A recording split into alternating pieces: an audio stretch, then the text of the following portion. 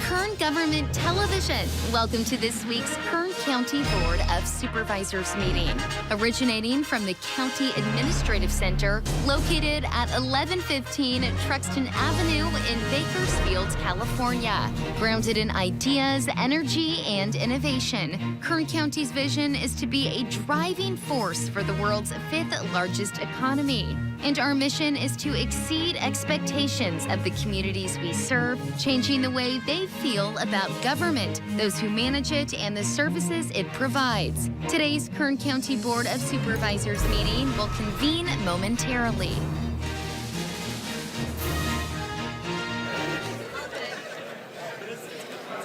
Okay, we're good to go. Oh, turn your mic on. You're not chairman. There you go. Good morning. Board to reconvene. Madam Clerk, will you please call the roll? Supervisor Peters. Supervisor Scribner. Here. Supervisor Flores. Here. Supervisor Couch. Here. Supervisor Perez. Here. Thank you. Good morning and welcome to the Tuesday, February 28th, 9 a.m. meeting of the Kern County Board of Supervisors. We will begin today's meeting with the flag salute. And will our new Auditor Controller, Amy Espinoza, would you please lead us in the flag salute? Thank you. Salute. Pledge. I pledge allegiance to the flag of the United States of America and to the republic for which it stands, one nation, under God, indivisible, with liberty and justice for all.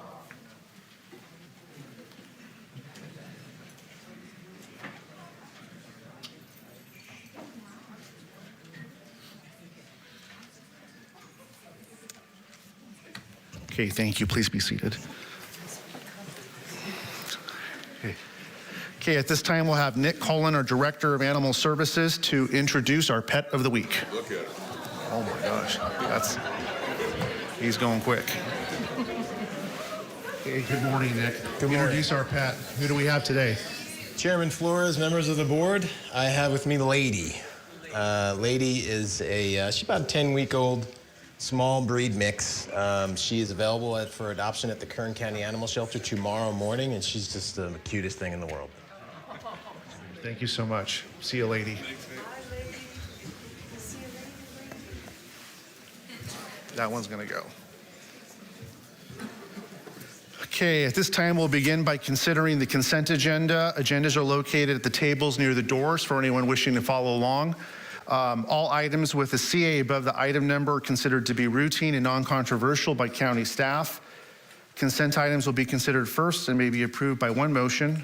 If a member of the audience wishes to comment or to ask questions regarding an item on the consent agenda, they may do so prior to a vote being taken. A member of the board may remove any item from the consent agenda and it will be considered in its listed sequence with an opportunity for any member of the public to address the board concerning the item before action is taken. A member of the public may also comment on any closed session item. At this time, I will read the consent agenda item numbers. On page 2, items 2 through 10. Page 3, items 13, 14, and 17. Page 4, items 18 through 26. Page 5, items 27 through 34. Page 6, items 35 through 41. Page 7, items 42 through 48. And on page 8, items 49, 50, 51.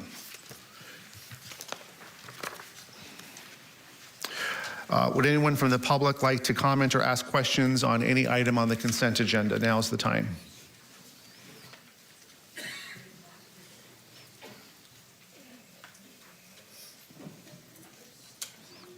Okay. I see someone coming down, possibly.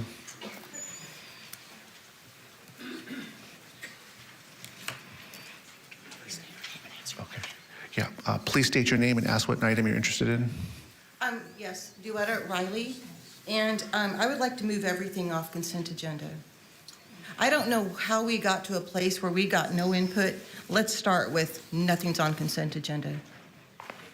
Okay, thank you. Any others that'd like to speak on the consent agenda?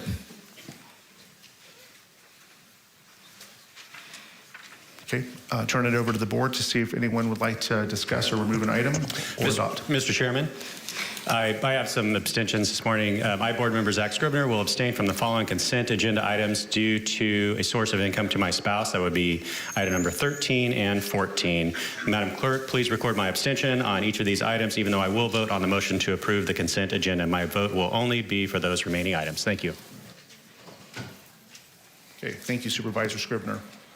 Okay, at this time, I'll entertain a motion. Mr. Chairman, Yes, sir. you know, a few years ago, we had someone that came to the meetings and asked to have multiple items pulled off the consent agenda. And I think in response to that, remind me what we did. We offered them a time to speak on the consent agenda or specific items. Instead of pulling them all off, we afforded them an opportunity to speak prior to us taking a vote, right? So I think it should be clear and on the record that if you would like to pull an item for separate consideration, ask for that item or give us a reason or something, and we're happy to consider that. But our position is just to pull everything off without some rationale, I don't think is an appropriate thing for the board to do. But if you've got a reason that you want to talk about a specific item, we encourage you to ask for that. Now would be the time. Is there a specific item? Yes. Okay.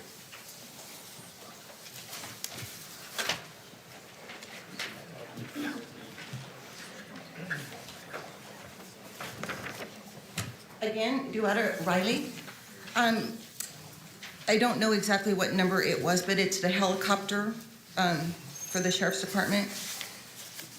I would like to see $3 million spent to secure the border, not for another helicopter.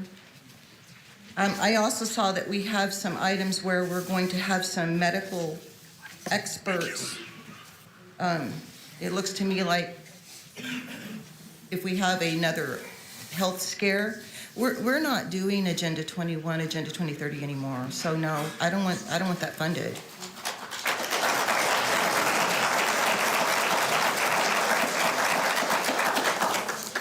There are just many, many things in here that the community isn't getting a chance to have any input. I can just go down, I can read every one and tell you my concern with all of them if you'd like that. Well, let me back up and. Okay.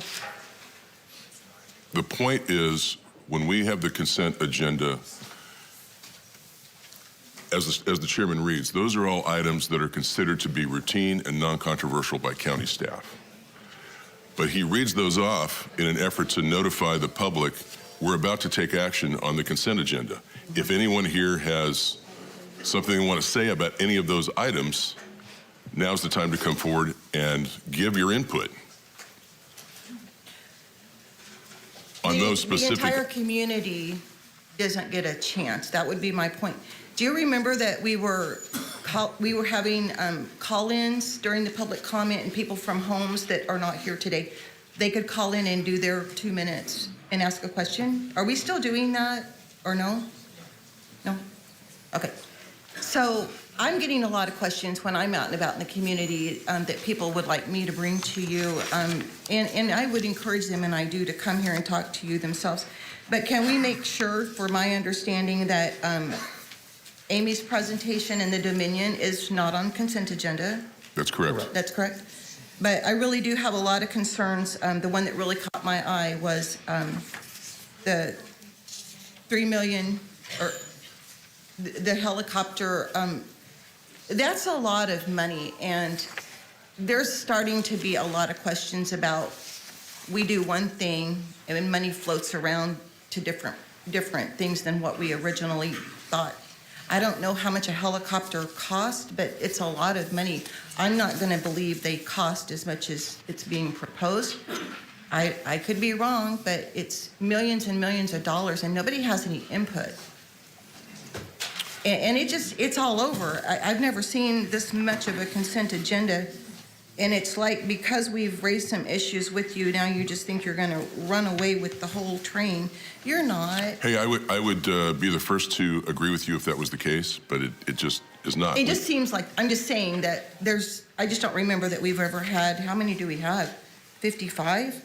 That's not unusual. I assure you. I've been I'm here- just saying been the here 10 community years. wants input. I'm here to be their voice to say, we want input. We're stopping the New World Order agenda. And we value that, but now's Thank you. the time for that. Yeah, and. Or prior to these items, I think you're always free to call the sheriff's department and speak with him or our office and ask questions. Yeah, and we will get a little more organized as we go, and we will look into things a little more efficiently, but right now, it just is a lot. And there's a lot coming out, and we're looking at other communities, but we're hearing fraud investigations from other states and other communities referencing California. And yeah, I think we've got some issues and problems, and we need some input. And we might all agree that with staff that it's a great plan, but we might not, and we need that opportunity. So I'll say again, let's pull everything off the agenda.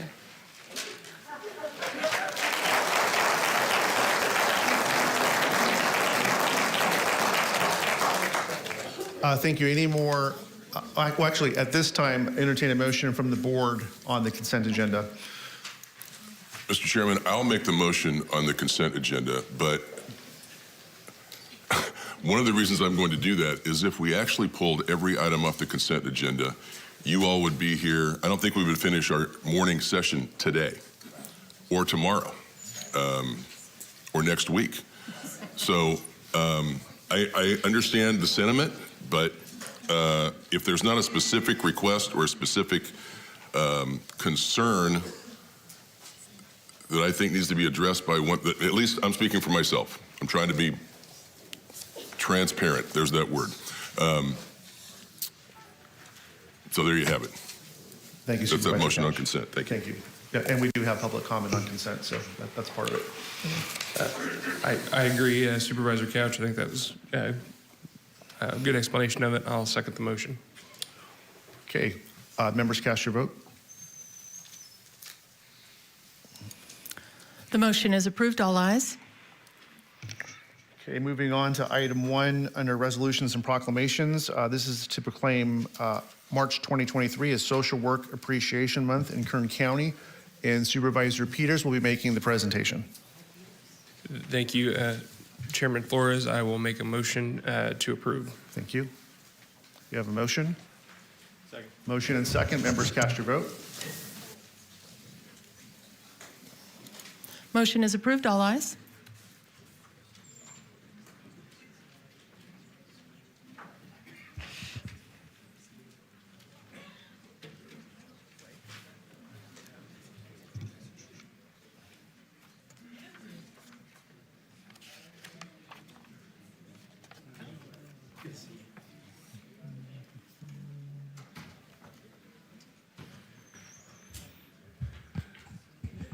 Good morning, Chairman Flores and my colleagues on the board. It's my honor this morning to present, this proclamation declaring March 2023 as Social Work Appreciation Month in Kern County. My grandmother was a social worker for Kern County for many years, and I got to see through her work and her efforts in the community what a great impact our social workers make here. So I'm proud to be joined by Alito and his team and share this official proclamation that was signed by our Honorable Chairman, Jeff Flores, and dated today, February 28th, 2023. And I'll turn it over to you, Lito. Thank you. Thanks. Thank you, Supervisor Peters. Just to share a little side note as well, my dad was a social worker here at Kern County as well, so long-standing history as far as social work goes in my family as well. Good morning, Mr. Chair, members of the board. Thank you for this honor and privilege to accept this proclamation recognizing March as Social Worker Appreciation Month. Joined here today by a whole host of people. A lot of them are obviously my staff, but I wanted to introduce Jeremy Oliver, who is the Interim Director for Aging and Adult Services, and then Maria Bermudez, who's over she's the Assistant Director over Child Welfare Services. And I have some, believe it or not, I still have some staff in the audience as well that I'd like them to be recognized. If they can all stand, please. These are all the social worker professionals that we have representing the 500 or so individuals in our county. So if you can give them a round of applause, please.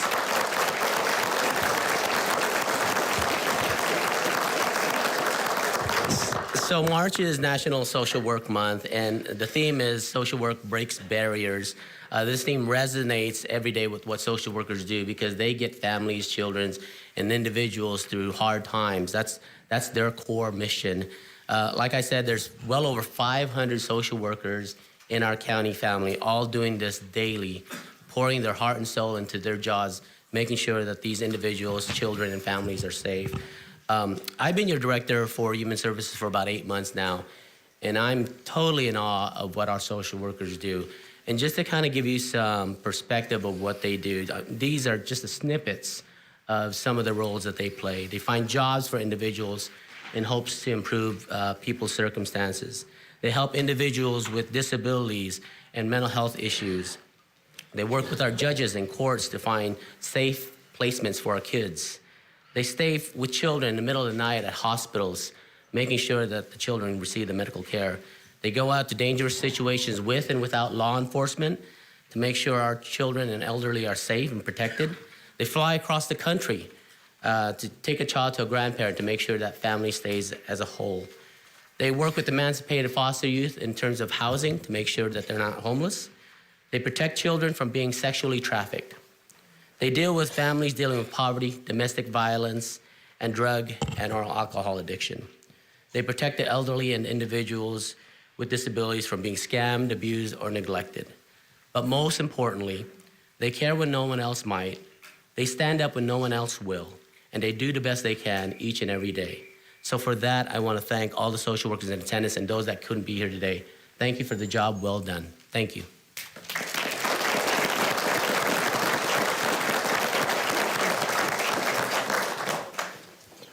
Thank you, Supervisor Peters. Thank you, Lito.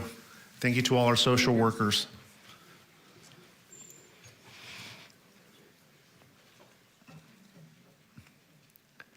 And just a housekeeping item as a reminder, we're hearing a lot of cell phones going off. If you could please turn them on mute or silent, just so we can conduct it orderly. Thank you.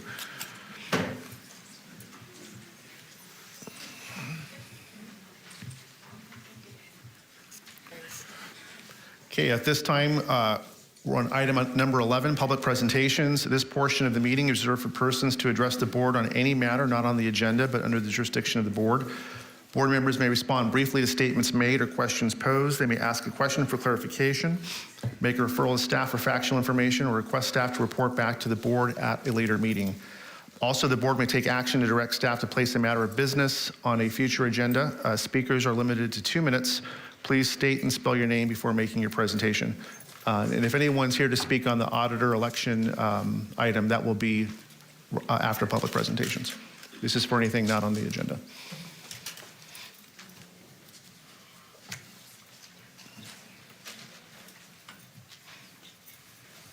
Welcome. How's it going? Good morning. My name is Mike Sanad. I'm from China Lake Good morning. in Ridgecrest. I drove over this morning. I'm sorry, can you spell your last name, please? S as in Sam, I-N-N-O-T-T. Thank you. And I grew up at China Lake, and I'm 66 years old.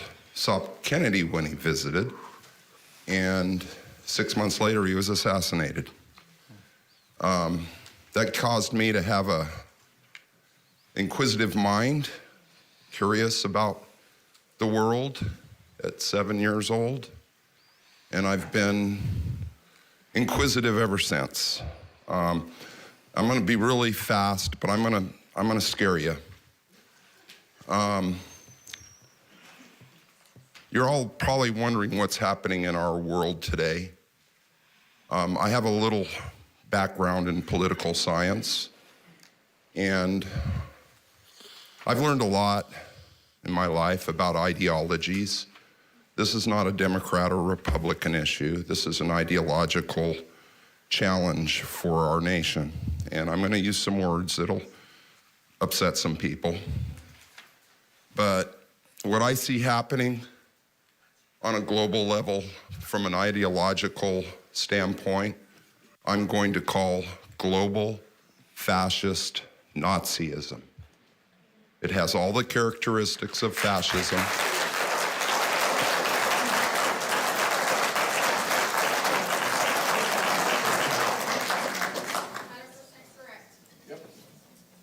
We need to fight it. There are tools that are being used against us, against our nation, one of which is the mRNA vaccination.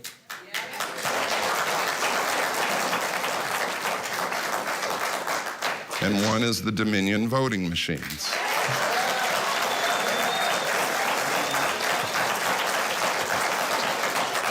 Now, I'm going to stop now, but I think you get the point. Thank you. Thank you, sir.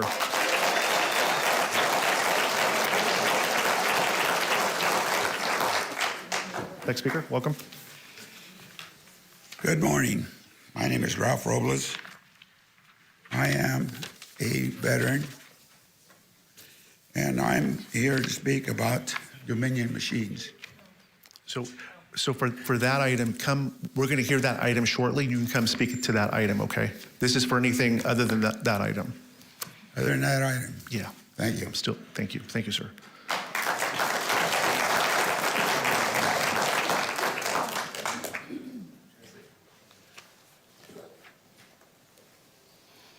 Name's Jess Sanders. Personally, I'd like to address a speeding problem on Jewetta Avenue, which is been buried for years. We have even school buses going through there that won't obey the speed limit. I've called several times, had several investigations, and it all comes up to I'm going to bury my head, and we can't do anything about it. It's a 25-mile-an-hour zone that has constantly got 40 and 55-mile-an-hour traffic going through it. And so long as nobody looks into it, there isn't a problem. And I think that's what a lot of us are doing in a lot of different areas of politics today. But I would like Jewetta addressed so that somebody would come out and actually do a study, maybe even slow the school buses down, FedEx, and those pieces, and the gardeners blow through there at 45 miles an hour, 50 miles an hour, 60 miles an hour all the time. Several accidents. Had 3 cars hit in front of my house over the past 5 or 10 years. Had 2 accidents, one of them being a CHP on the corner where it changes from Jewetta North to Jewetta West, because they just were moving way too fast. Can't get anybody to get out there. At the very minimum, I would like one of the radar signs that post your speed, so that when they come flying through there, I can take a picture of them, the license plate, and the speedometer, and the speed indicator, and actually show it to you guys, so you maybe will believe me at some point. Thank you, Mr. Sanders, for bringing that public safety issue up. I think Supervisor Peters would like to address that. Sir, Mr. Sanders, that's in my district. I don't believe I've heard anything about that issue, but if you could reach out to my office or leave your contact info, I'd be happy to talk with you about it and see what we can do. All right, thank you. Okay, good morning. Good morning. I am Barbara Porter, and I'm back again to talk to you. I am really offended by Mr. Jeff Flores and his calling me a clinically diseased person because I have questions. And I think he ought to be off this board. I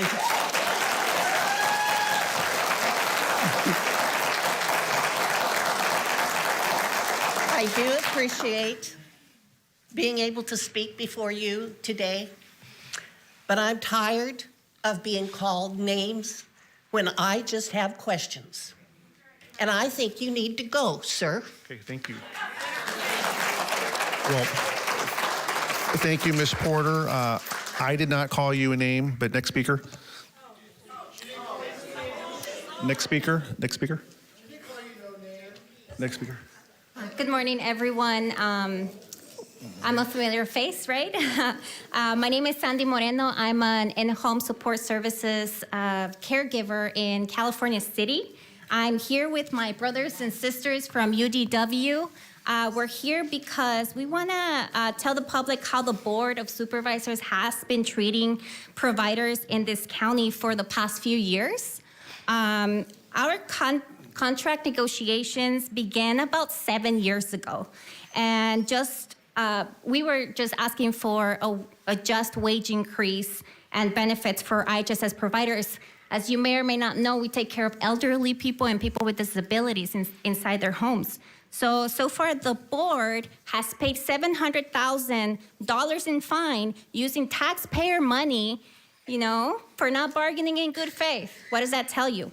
You say that we have had just accepted the 25-cent increase offer, so we wouldn't be in this position in the first place. These are the words of your chief negotiator. We don't throw our members under the bus just to receive crumbs. So fast forward to this year of February 15th, the board gave us their last and final offer of 50 cents that was supposed to be for the year of 2020. Since June of 2020, the consumer price index rose from 0.6% to a high of 9.3% in June of 2022 based on government data, okay? Our recommendation was given 3 years ago, and it's not the same conversation today. We need fair wages based on today's need. Relying on the state minimum wage increases is not a living wage for many of us. The board's lack of investment continues to keep our workers below the threshold compared to other counties. So when you say you are not nickeling and diming us, I beg to differ.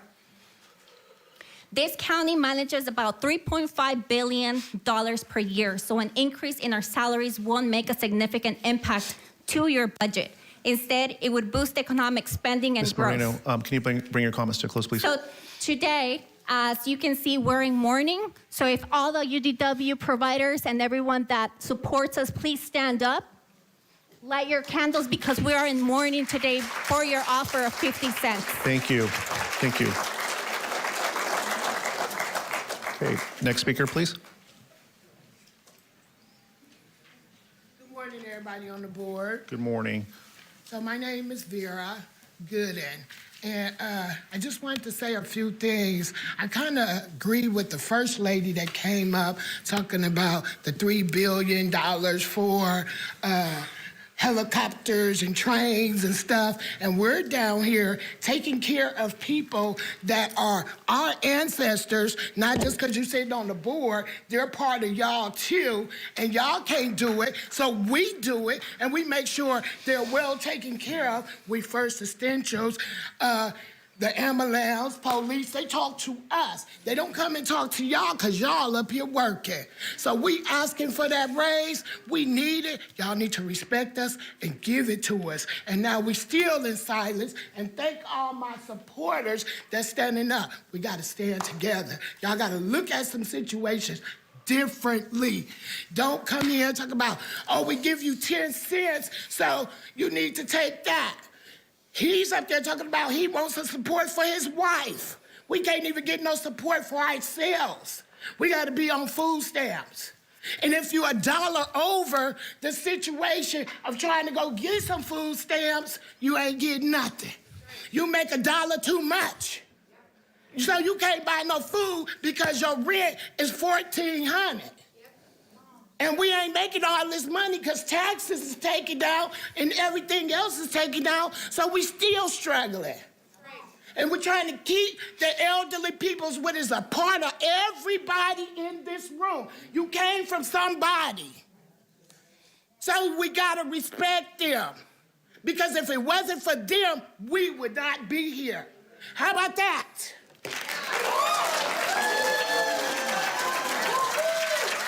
Thank you. Thank you. Next speaker, please. Hi, my name is Sinitra. I am an IHSS caregiver from this town. Can we get your last name too, for the record? Oh, I'm sorry, Sinitra Smith. Thank you. Yes. I just wanted to say I'm 26 years old. I have nearly dropped everything in my life to take care of my grandmother. and the money that I receive to take care of her goes back into taking care of her. So we need a higher wage so that we can take care of the people that we're taking care of, as well as taking care of ourselves. So since the Board of Supervisors won't listen to our voices and give us a better contract, a reasonable contract, and a worthy contract, I want to dedicate my time as a minute of silence for the 7 years that the board has failed to negotiate a fair contract for IHSS workers. And I will stand here.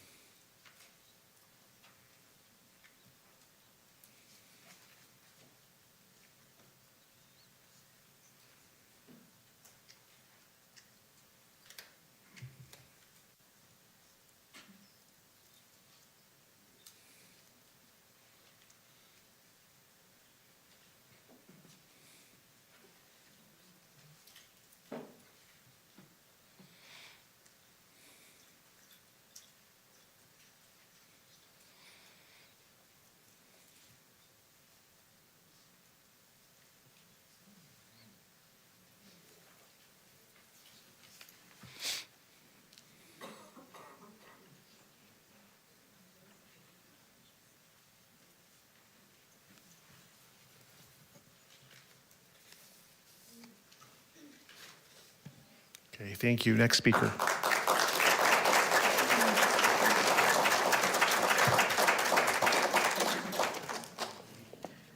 Good morning. My name is Teresa Swick, and I take care of my daughter. Okay, and I'm from Kern County. I want a minute of silence to the family caregivers that quit their jobs and take on full-time care for the loved ones at a minimum wage.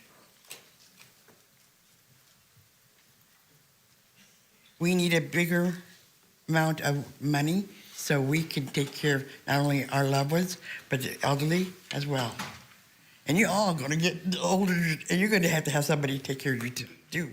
So just think about it. We need our money. Okay? Thank you.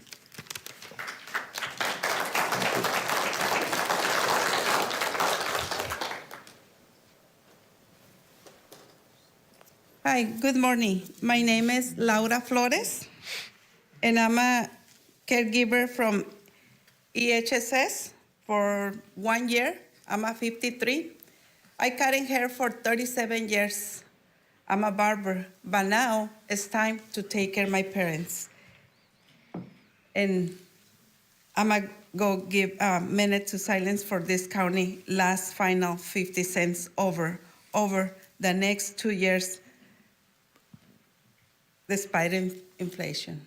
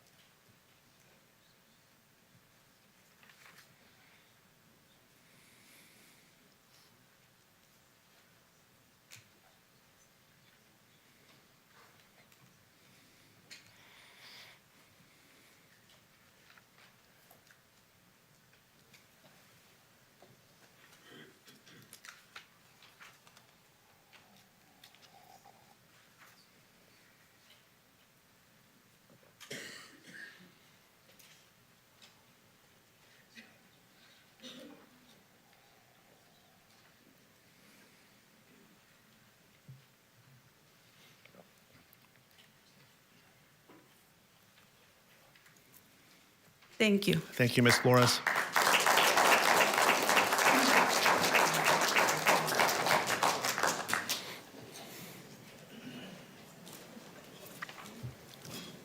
Good morning, Board. Good morning. My name is Christina Irvin, and I am here to address Mr. Flores.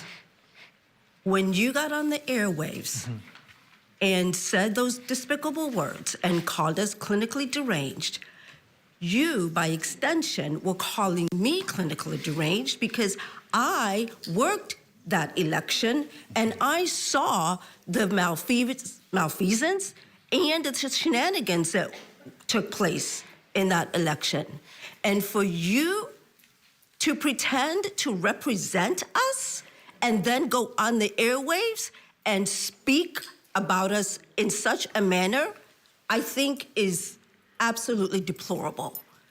And you owe us, the people who have questions, legitimate questions, because as far as I understand, this is a free country to ask questions. And for you as a representative of us to call us those names is absolutely, absolutely despicable.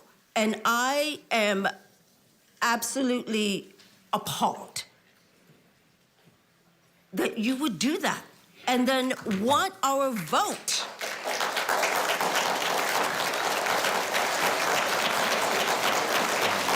And ask us to choose you, and ask us to choose you as your representative. You don't represent us. You don't care about what we think. You just want to pontificate.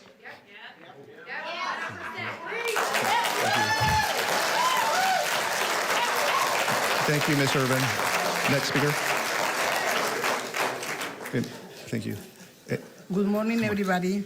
My name is Maite Juarez, and I'm a caregiver and work for IHSS caregiver. I want to give a minute of silence for all those hard workers, caregivers who will have to choose which bill to pay this month since the county won't pay us a living wage.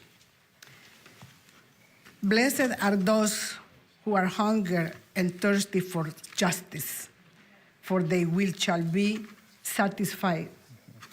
In God we trust.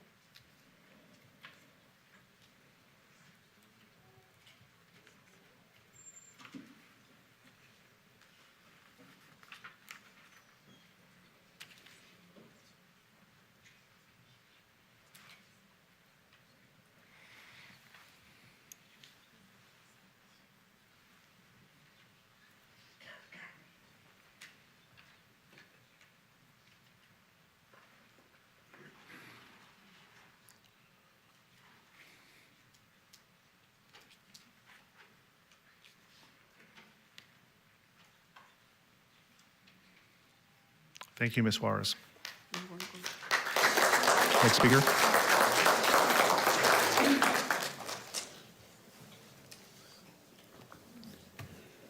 Good afternoon. Good morning. My name is Ralph Robles. I am a veteran. And I'm here to protest against this 2-minute time limit that you have arbitrarily placed on us.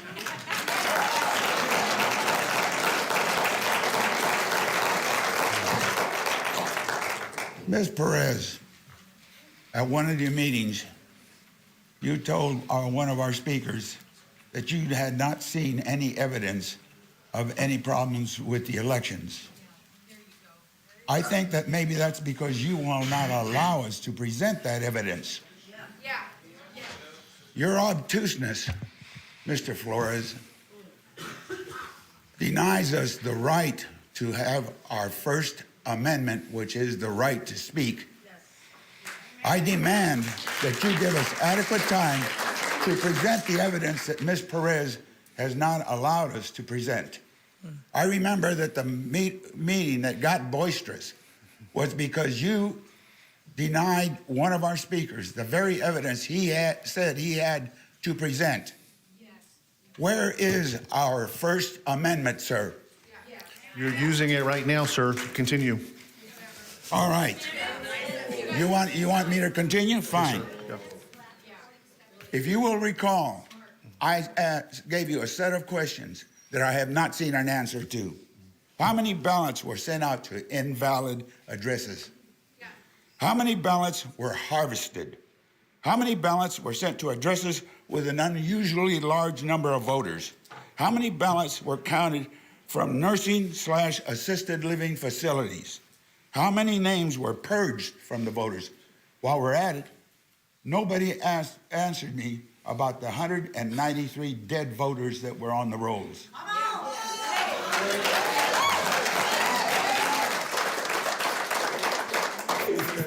Thank you, Mr. Robles. But also come when we hear the item next. You come again and speak when we hear the presentations. We have 2 items that we're going to be hearing. Okay, and you can continue your comments at that time. Okay. Fine. And hopefully, what about your 2-minute time limit, sir? the 2 minutes has been here since the 1940s, and it's not going to change today.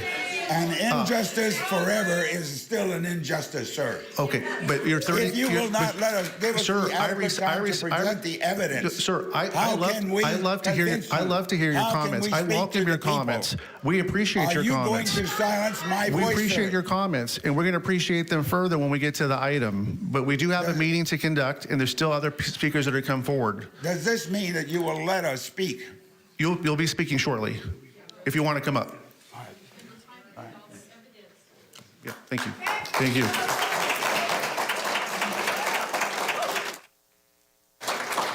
Thank you. Next speaker. Hello, my name is Matthew Bain.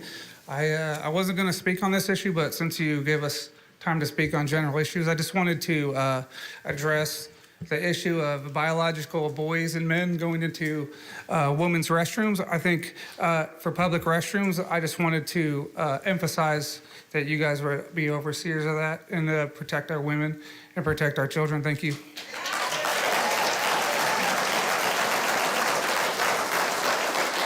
Thank you, Mr. Bain. Next speaker, please.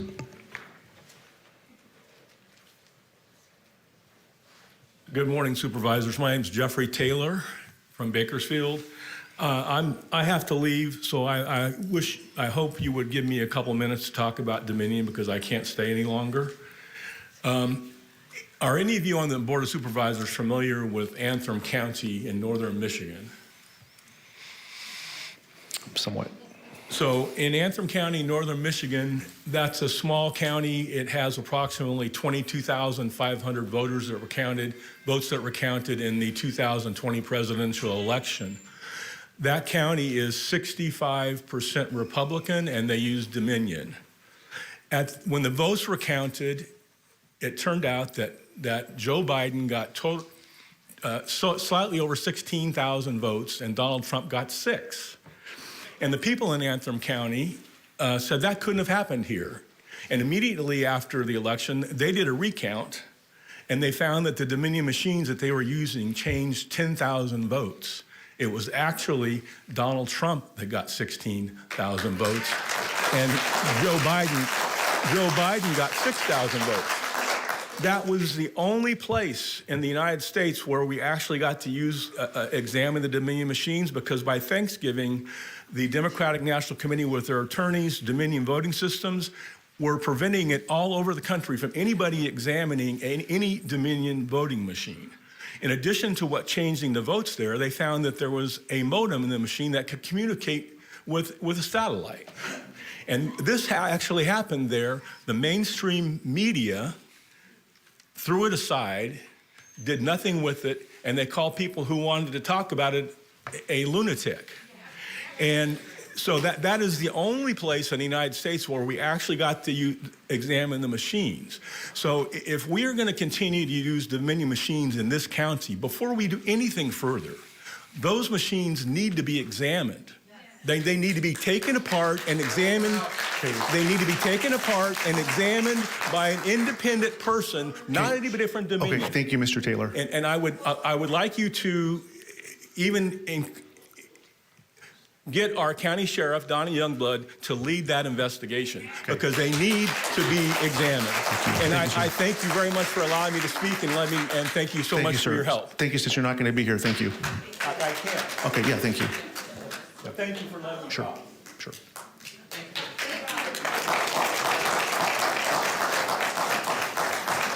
Chairman Flores, members of the board, and now for something completely different. I just wanted to bring all to your attention that today is actually World Spay Day. And a real quick definition of what World Spay Day is. It's a day where we advocate spaying and neutering because it's a proven means of saving the lives of companion animals, community cats, and street dogs who might otherwise be put down in a shelter or killed on the streets. We did some research just recently. We called 23 local veterinarians in the county of Kern, and the average cost to spay a female 60-pound dog was $435.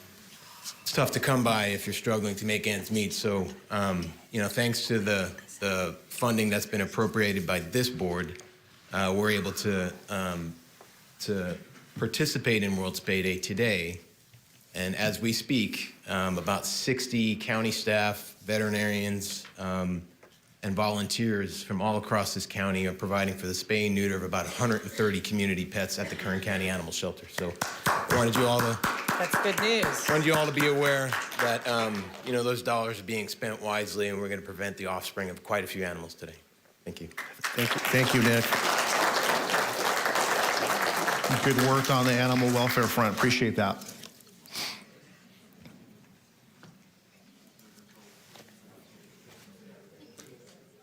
Good morning, supervisors. I would like to ask, we've already heard a few Sir, complaints. I'm sorry, what is your name? I'm sorry, my apologies. My name is Greg Perrone, P-E-R-R-O-N-E. And I would like to ask the supervisors if anyone has heard the audio recording of the Chairman Flores and his comments that we've already heard comment on this morning. Has anyone heard that? And the reason why I bring that up is because we're sitting here and we're getting ready to discuss some very important issues. And we want to talk about following the rules, but wasn't that a clear violation of the Kern County Code of Conduct?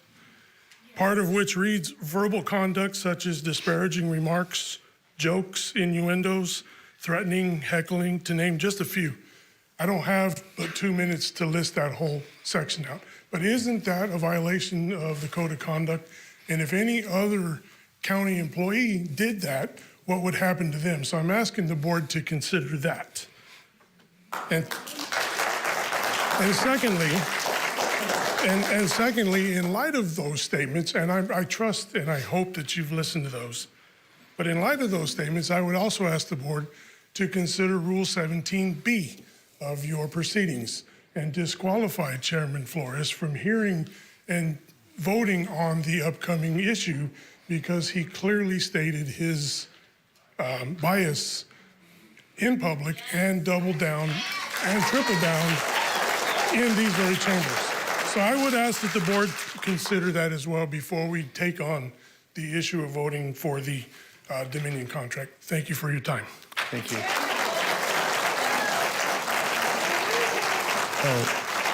Thank you. Next speaker.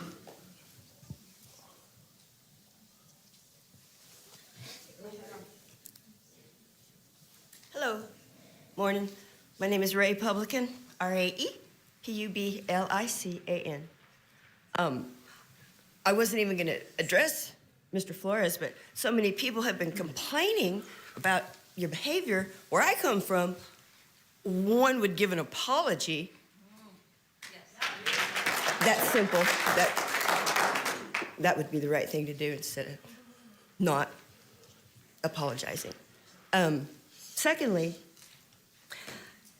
since we're talking about street intersections, I don't know who I would speak to about the area of Old River Road and Taft Highway. It's a deadly intersection. My friends almost lost their lives from a drunk driver heading north, Old River Road, 3 a.m. in the morning, drunk.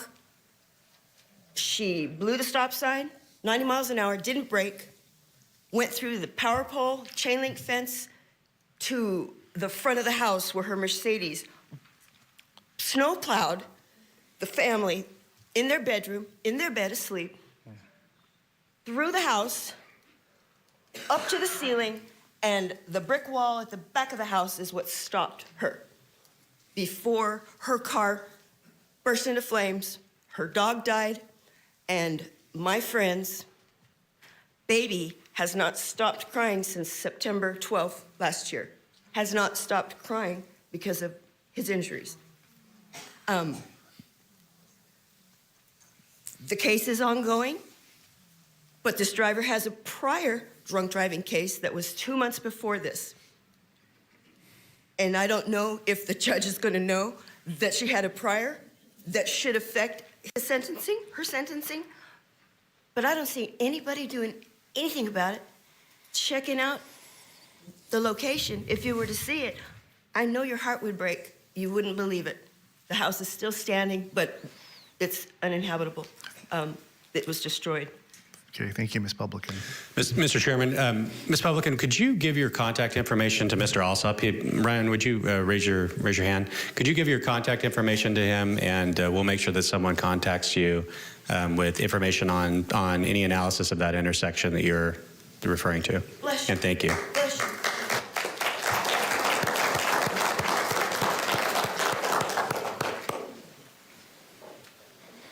Okay, any more public comment? Okay, seeing none, we will move to board member announcements or reports. Oh, sorry, I didn't see you. Come on down, come on down.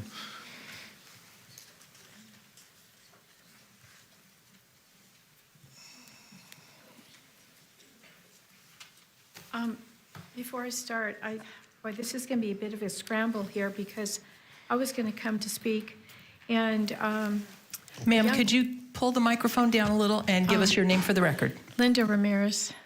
I said this was going to be a bit of a scramble because just as I left my home, a young man named Jesus, who's a single father of a little girl, and he does not own a car. He takes a bus or walks to work every day to provide. And I got sent a letter that he wanted me to give to you. I'm just trying to read it as I just got it and raced over here. So I don't even know how long it is. So I was coming to speak and say a few things myself, but then I also have this too as representing of this other person. So I don't know how so you're already counting my thing right now? I didn't know you were going to count my time. I was going to ask what to do. Can you start me all over, please? Can I represent a little bit of myself and read a little bit of what I find on here? I'm going to be very strict today with the 2-minute rule, but I'm going to let you start over, okay, since you didn't know. Yeah, So thank you. Let's start the clock. You've got a letter, plus you want to speak.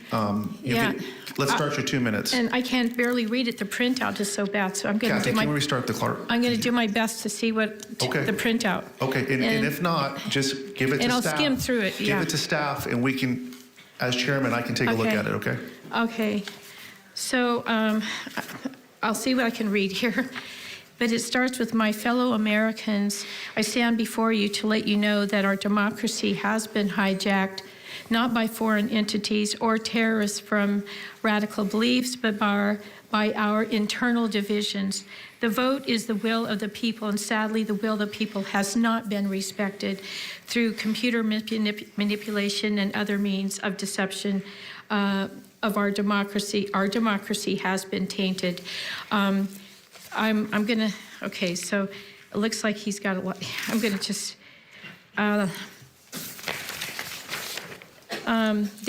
okay, so he took time. I'm going to just add some of my stuff in with his and to see what I can come up with. Okay, so he studied hacking democracy. Hacking democracy is an event documented going back to 2000.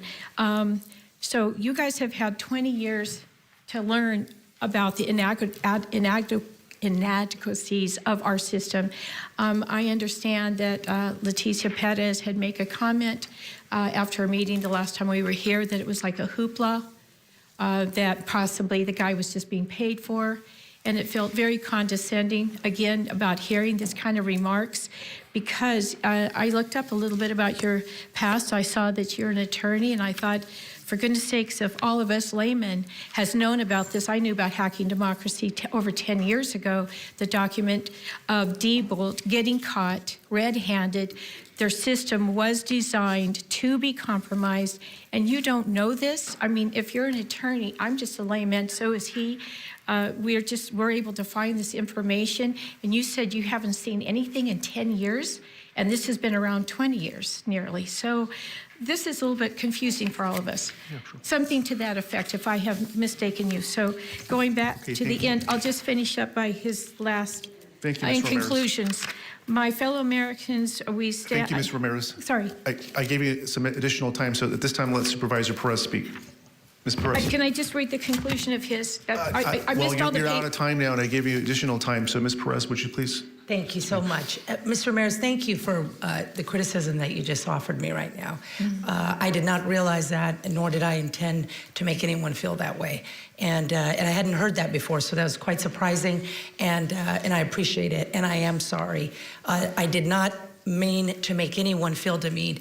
I do mean the criticism I made of that gentleman, because I do believe there are people and professionals within this realm that make a lot of money. They aren't from this community, and they come here and get people pumped up with fear. That's conjecture. I may have.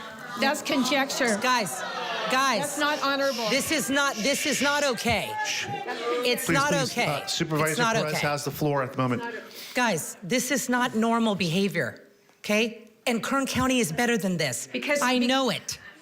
Guys, this is not okay. Because it's that serious. Because it's that serious. It is He came all serious. the way Ms. over Ramirez, here. let me get back to my comments. It's either neglect, laziness, or Ms. Ramirez. apathy that you guys have not taken care of this and learned this 20 years ago. And here Ms. people Ramirez, are Ms. trying Ramirez, to Ms. represent Ramirez, your time has expired. Yes. Supervisor Perez, are you? She has the floor. Last time we were here and having this meeting, someone indicated they would have a meeting on the 20th, and we would have an opportunity to really look at this stuff, because I think we always need to be looking at it. I believe you and agree with you entirely about your criticism of government and the potential for it to not do what the public thinks it should be doing. They got caught. I'm with you. Not potential. They got caught. They got caught. Guys, And this is not system, helpful. The same system, Diebold, is now Dominion. It's the Okay. same system, just so you know. Okay, thank you. Yeah, So I you understand need to get up to that. speed Okay, on thank you. And we're going to hear information, that because item. you're leaders. You can come back and speak. We're going to hear that item too. Make educated decisions. Thank you. Any more speakers under public comment? Jeff, if I could say, I just Sure. want to let Sure. folks know here that my office never received an invitation to the meeting on the 20th. I was very excited to go. I had spoken with the CAO's office. I was going to bring a member of the CAO's office so we could really look at and not be rushed through or feel rushed through this process. And we did not receive an invitation, and I still to this day have not spoken to anybody or been contacted by anybody in your group that would invite us to look at that information. So I just want to say this. I am looking forward to this matter. It's coming up on the regular agenda. We're going to be able to talk through and flesh through, but I would like to say that it isn't just me who has observed these matters and not found anything widespread that would change the results of an election. It's also the United States. Okay. Okay. Okay, so for the adults in the room, I would like to say it's not just me, it's the Supreme Court who feels the same way. Thank you. Thank you. Thank you, Supervisor Perez. Thank you. Order, please. Order, please. We're gonna continue. We're gonna get to the item that everyone's been waiting for. Just be patient. Okay, so still we're under public comment. Does anyone want to address the board under public comment?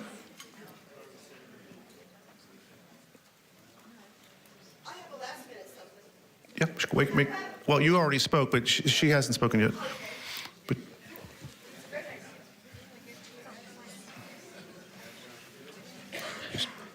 Duetta Riley, and I want to apologize. I wasn't in charge of that, but I did make you that invitation offer, and I did not give you the details. It was fabulous. I looked for you. I hoped you were there because you missed the evidence, but I got it. Well, I appreciated the invite, honestly, and I really wanted to go. I know. It was a miscommunication. Next time, we make We'll sure do that better. doesn't happen. We'll do better. Thank You know what? It even kept nagging me, and I thought, no, I think there's emails being sent. I should have just picked up the phone, and I regret that I didn't, because I wish you all could have been there and seen it. It was a fabulous, fabulous presentation by Dr. Frank.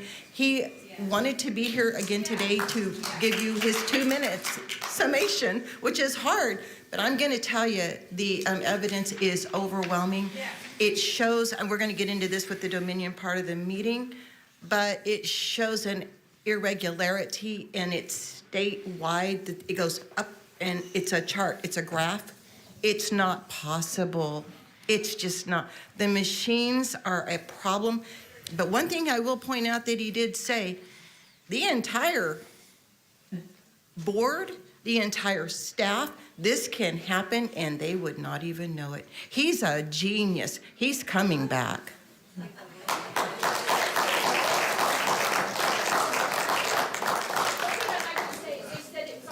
Thank you. Public comment? Okay, thank you. Thank you. We're still under public comment. Is there anyone under public comment that would like to address the board? Okay, we'll move on to member and board announcements. Board announcements? Anybody? Okay, just have a quick announcement. It was a great pleasure to honor Temple Bethel this weekend for 2 special occasions. One was the ordination of their new Rabbi Jonathan Klein. Secondly was the Diamond Jubilee 75-year anniversary of Temple Bethel. And they have been a great part of the Jewish community here in Bakersfield since their inception. And it was a great event, and I wish them happy next 75 years of continued service to our community. Okay. Next, you can clap. Okay, next will be Auditor Controller, County Clerk. We'll be hearing 2 items concurrently, items 15 and 16. I'll read item 15, presentation on County Elections Division operations, and also a proposed retroactive amendment number 4 to Agreement 101-2016 with Dominion Voting Systems, Inc. to extend the term of agreement 3 years from December 31st, 2022 to December 31st, 2025 for a total cost of $672,948. Ms. Espinoza, our auditor, county clerk.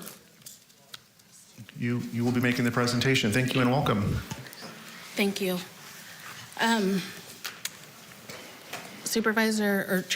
Chairman Flores and members. Maybe the mic's not on. Can I get the volume up a little bit? Okay. Better? Is it better? Louder. Let me skid over a little bit.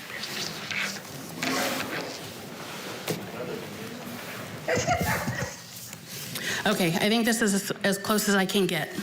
Thank you.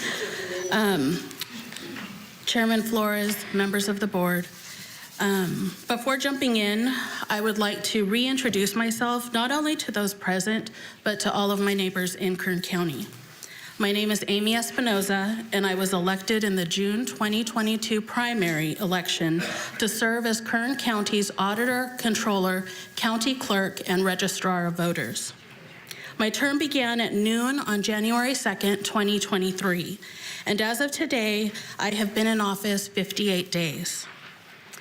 I began service with Kern County in January 2006 as an Accountant 1 in the Auditor Controller's office.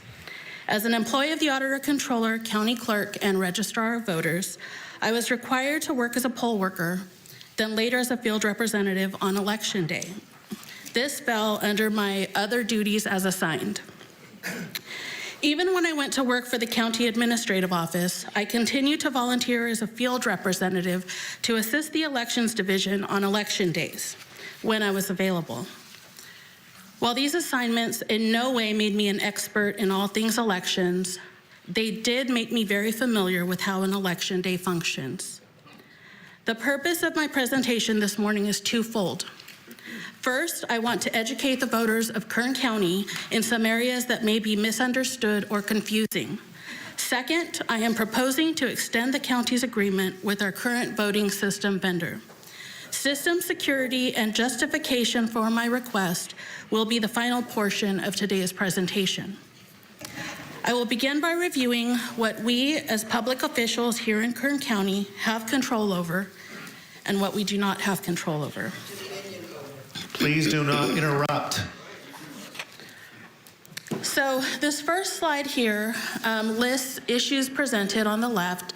Hand counting ballots. It is something that is permissible, and the applicable law is cited here. Utilization of paper ballots only is not permitted by state law or by the American with Disabilities Act or the Help American Vote Act. Those are federal. The elimination of vote by mail ballots, not permitted here. We don't have the authority to change that. The elimination of ballot drop boxes, same thing, not permitted. The imposition of one-day voting period, again, not permitted. Disallowing or penalizing ballot harvesting, not permitted. Imposition of ID requirement prior to allowing a voter to vote is not permitted. And finally, imposition of different standards or requirements related to voter rolls is not permitted. State law requires us to follow certain procedures, which I'll cover later. So first we'll cover vote by mail.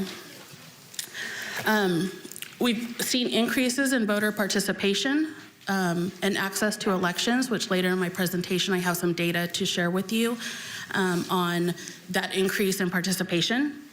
72% of registered voters actually preferred vote by mail prior to the November 2020 election, when Governor Newsom required that every single registered voter be sent a mail ballot. Voters can still choose to vote at a polling site on election day. That option is still available to them. We're not a vote center county, and we still have our local polling sites in the community. We're over 8,000 square feet, and in order to provide access to all of our registered voters, we will maintain that as long as we can. Vote by mail ballots have been legal in California since 1980. And currently, there is state law that requires every registered voter to be sent a vote by mail ballot. That's a problem. And then finally, vote by mail ballots can be returned by U.S. mail.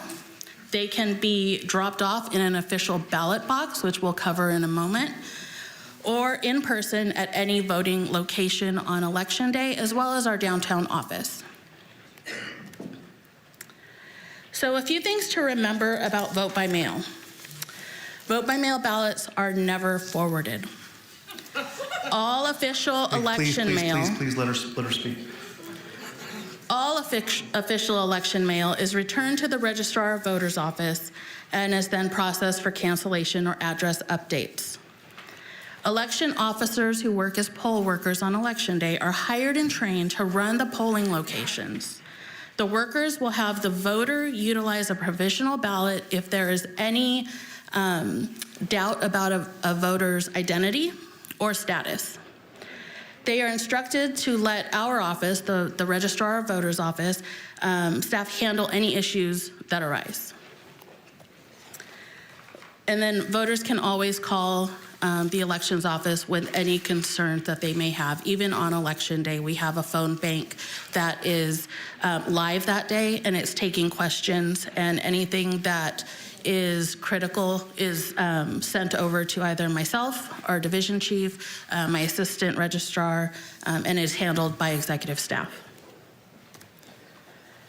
So the utilization of drop boxes. They are secure receptacles. They are bolted to the ground. They've been used for 2 decades in the United States, primarily in states that have all vote by mail. And they add to a voter's accessibility in returning their ballot. All vote by mail ballots are signed by the voter. If someone drops a bunch of ballots in that are not signed, they don't get processed. Signatures, all signatures. Mr. Chairman, can I ask a question? Yeah. You know, it would really help me to hear the presentation, and I think it would help you too. And I'm not admonishing you because, frankly, I have concerns just like you do. But I want to hear her presentation, and I would like you, if you would, to make a note as opposed to just making a comment out of that we might not remember to be able to talk about. If you would make that note and be able to come up and make that comment when she concludes her presentation, I know it would help me. And I guess I'm asking you to help me. Thank you, Mr. Chairman. Thank you, Supervisor Couch. So as I mentioned, all signatures are verified by our staff in our office. We have 16 drop boxes throughout Kern County, 3 here in Bakersfield. We have one in Arvin, California City, Delano, Fraser Park, Lake Isabella, Lamont, McFarland, Ridgecrest, Rosemond, Shafter, Taft, Tehachapi, and Wasco.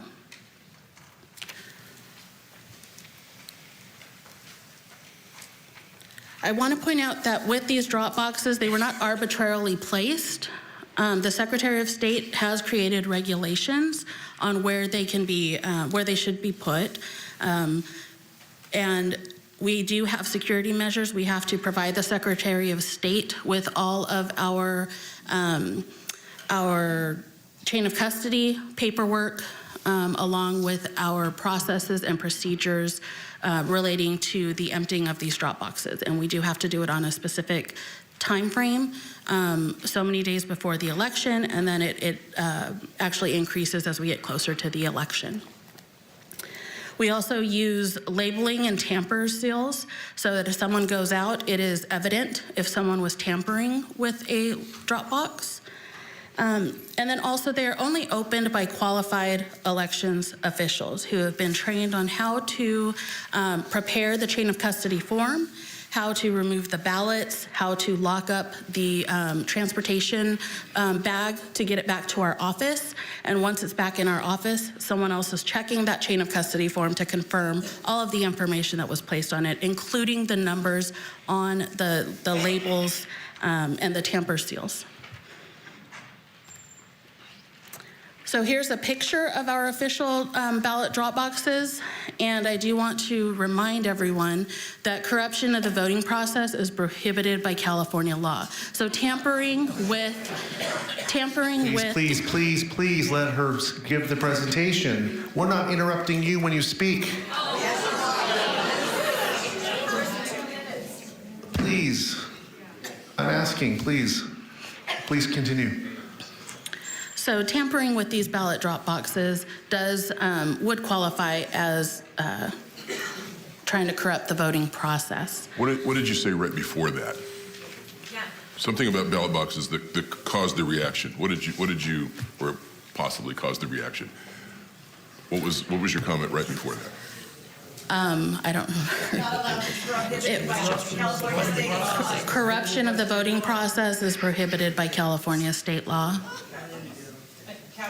Specific to your question, excuse me, Chairman, with your indulgence, I thought I heard that Amy said the boxes are not allowed to be tampered with, something of that nature, which prompted the response. That's what I thought I heard. Okay. Thank you. Something else I would like to mention is that Election Code 20135, also, I know there's been concerns about surveillance on these drop boxes, and the state does not require surveillance, but I will read what this code says.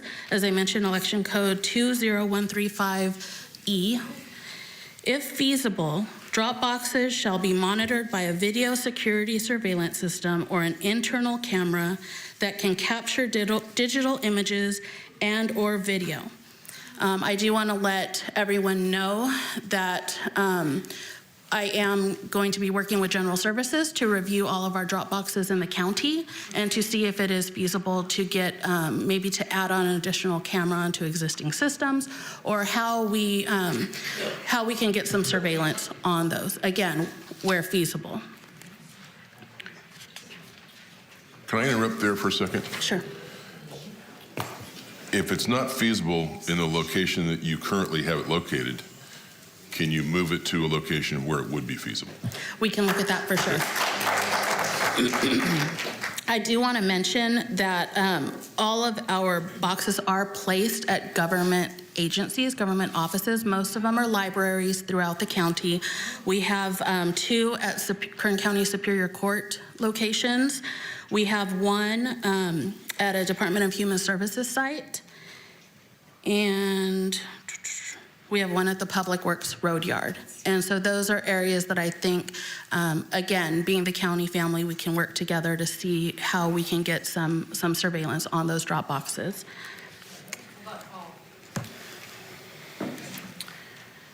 Okay, so moving on to one-day in-person voting. It is not permitted by state law, and so we cannot do that here in Kern County. Anyone who's not sure who at the state level they should be reaching out to can contact our office and we can give them that information. Yeah.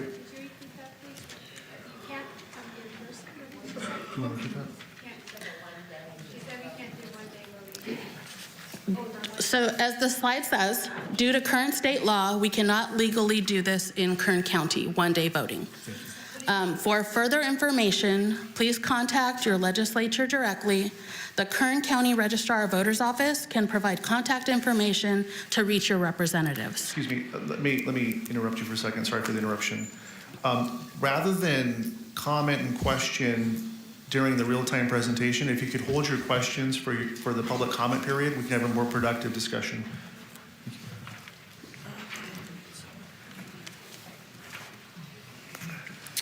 So we'll cover ballot harvesting. This term is used to describe a vote-by-mail voter who is unable to return their own ballot and designates another person to return their ballot for them. Laws regarding ballot harvesting.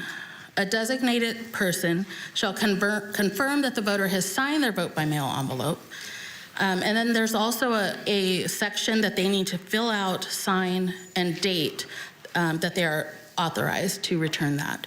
And then they must return that ballot in person or by mail. A designated person must return the ballot within 3 days after receiving it from the voter and before close of polls on election day. A person designated shall not receive any form of compensation based on number of ballots they return, nor can they be an individual, group, or organization who provides compensation on this basis.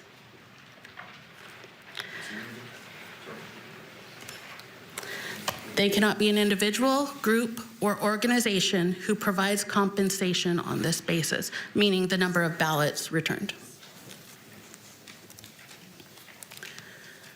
Here's the definition of compensation: monetary payments, goods or services, benefits or promises, offers of employment, or any other form of consideration offered to another person in exchange for returning another person's vote-by-mail ballot.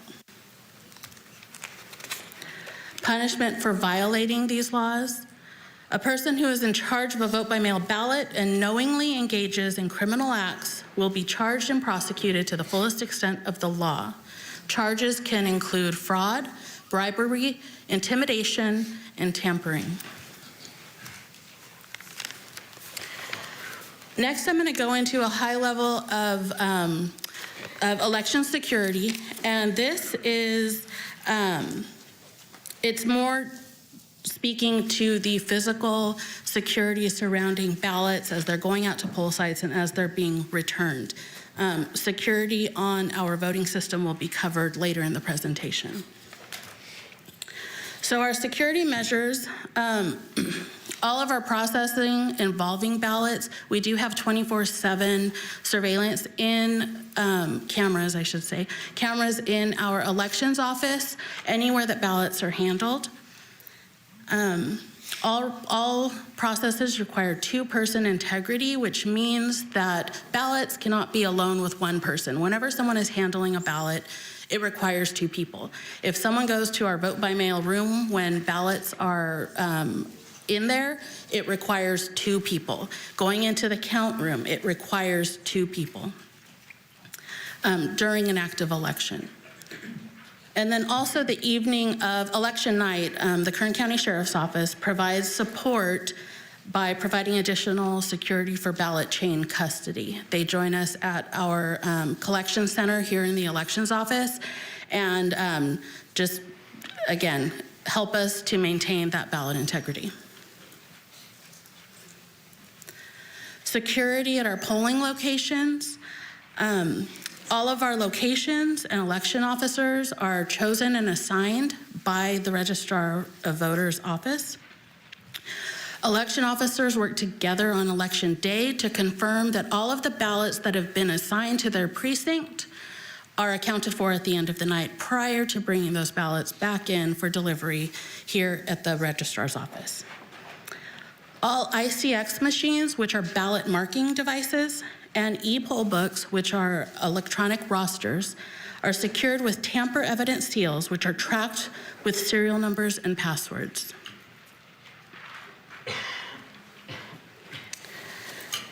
Moving on to voter registration. Qualifications for registering to vote. To register in California, you must be a United States citizen and a resident of California, 18 years old or older on election day, not currently serving a state or federal prison term for the conviction of a felony, not currently found mentally incompetent to vote by a court. Anyone can check their voter registration and election information. There at the bottom, there's a website that anyone can go in and see what their status is. They can check to see if they're registered to vote. They can check to see where they are registered to vote. They can check what is marked as their political party preference, which I just want to add. Going into next year in the presidential primary, that is important to check what your political party preference is, because that dictates the ballots that you can actually vote on election day in the primary. So I would encourage everyone just to go double check what their what their political party preference is. Can I ask a question about that? Yes. The reason you're saying that, it sounds to most people like that's crazy because I know what I'm registered, but if they've had their license renewed, can you explain what happens at the DMV and why they might end up with a different party affiliation than they thought? Sure. So at the DMV, every time you complete a registration form, you have to fill out your party preference. I think sometimes people may assume that since they registered at one point in with one political party, that when they're renewing, they may not mark that. Well, when it comes to our office, we have to go based on the registration at hand. And so in that instance, we can't select a political party for them, so it would go to not, I don't remember what the term is, but it might be none, or no political party preference is what it would go to, because it hasn't been indicated. And what would happen in that case is in a primary, someone would not get to vote. They might get a ballot that would not have no Republican candidates or no Democrat candidates, whichever they thought they were registered. Correct. Okay, thank you. Thank you. You can also check your language preference for election materials. So people who English is not their first language can go and just confirm that they are going to get their election materials in the language that they understand and feel more comfortable with, again, reading and understanding. And then you can also check the status of your vote-by-mail ballot or provisional ballot once after Election Day, obviously, once those ballots are processed.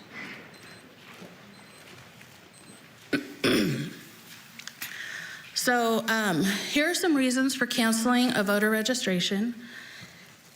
A signed written request of a registered individual to have them removed. Mental incompetency of registered individual is legally established by a judge.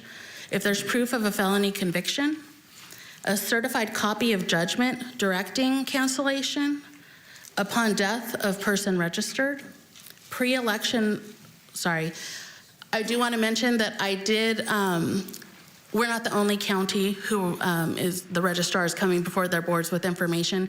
And so I did get some information from San Joaquin County.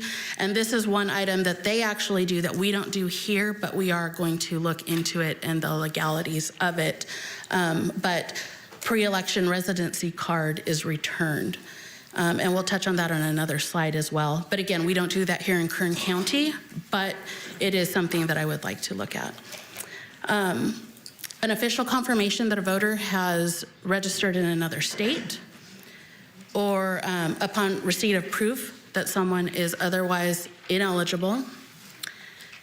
And then if any official election mail is returned to sender, so someone physically writes it on there, we know that it was,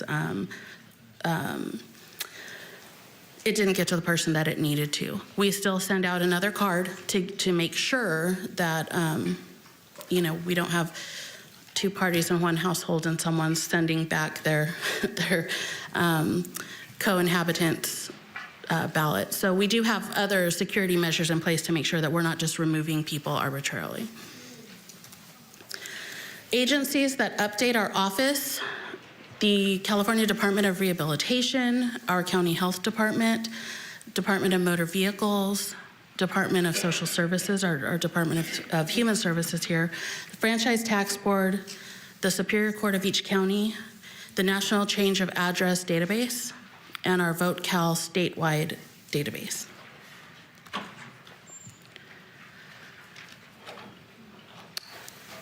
Here in Kern County, our maintenance procedures include: anytime a voter is registered or re-registered, a voter notification card is sent confirming their voter file.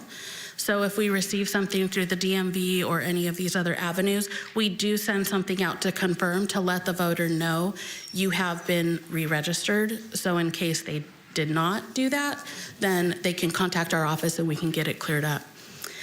Anytime a third-party change of address is submitted, we notify the voter with a notification card to confirm that change. Again, as changes come through, we want to make sure that it was the intent of the voter to make a change.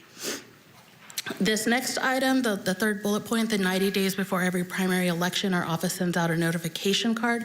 That goes with the item on the previous slide that we don't do here in Kern County, but that is something that I know San Joaquin does. And so I will be reaching out to county council and also to other counties to look into the legalities of that. And if that is something that we can do, which I'm assuming it is, since another county is doing that, it is something that I think would benefit our county to help us continue to clean up and maintain our voter rolls. If a voter is not voted in an election within the preceding 4 years and nothing has changed, an alternate residency confirmation card will be sent. So again, it's just a notification to the voter to basically say, hey, you have not voted, and confirming that they're still there at that address and that they want to continue being a registered voter. Amy, yes. On that note, if they don't return it, what do you do? So if they don't return it, I believe we send out another notification, and there are again, legalities that surround that I don't have all those details, but there is a process. Okay. It's not just if they don't send it back once, then they're removed. We do have a process, again, to make sure that someone doesn't accidentally misplace it or something, and then they're removed, and then they can't vote in the next election. Can we assume that process is governed by state law? Yes. It's not, we don't have a discretion, or you don't have correct. discretion. So we can't just take, if we get notification or we think that maybe a voter is not at that residence, then we do have a process that we have to follow. Again, I don't have those details in front of me today, but we can't just remove it. Identification requirements.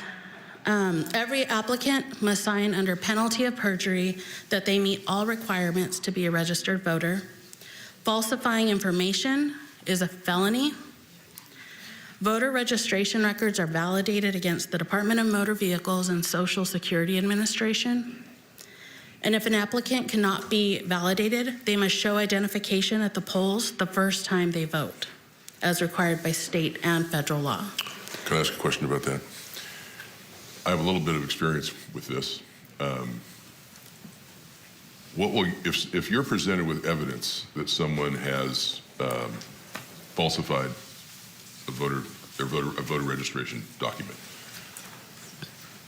do you take action? Do you refer it to the district attorney? What happens? That would be sent to the district attorney. Okay. And then finally, after showing identification that one time, the applicant is no longer required to show ID at future elections. And again, I do want to remind everyone that this is state law. We here in Kern County do not have the authority to ask for voter ID.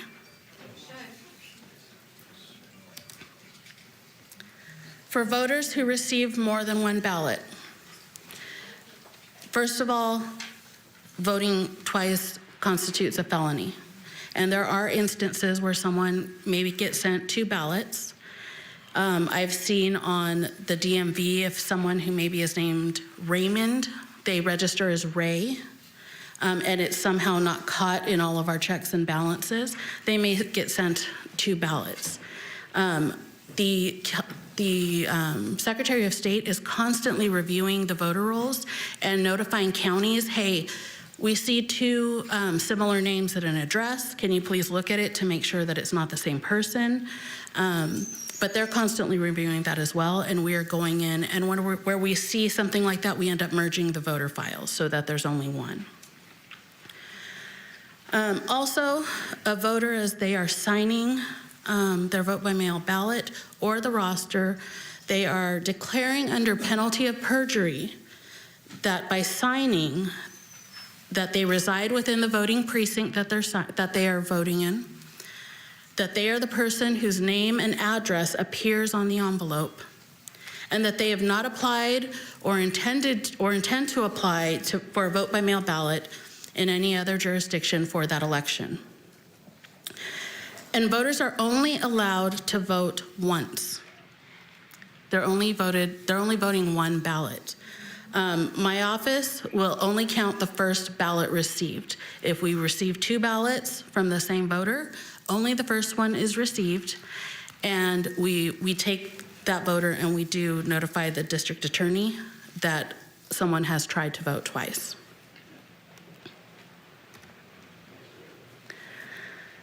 So if a voter moves and re-registers before the 15-day close of registration, which is a state deadline, and they've not returned their initial ballot to our office, they will automatically be reissued a new ballot to their new address.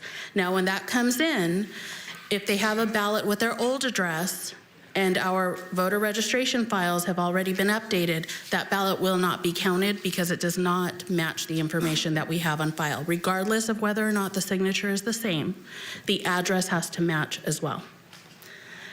This ensures that voters are voting in the correct precinct and of their residential address. And then, as I mentioned, at certification of the election, all voters who submitted more than 1 ballot is provided to the district attorney for further review, and the Secretary of State. So why does it take so long to count the ballots? I do want to mention, I do have some information. 62% in the November 2022 election, 62% of California counties certified prior to December 5th, 2022. Of those, 86 had less registered voters than Kern County. 86% had less registered voters than Kern County. 38% of the counties certified within the last 3 days, and 41% of those certified on December 8th, which is when Kern County certified. 9 of the 15 largest counties, which includes Kern County, certified on December 7th or 8th.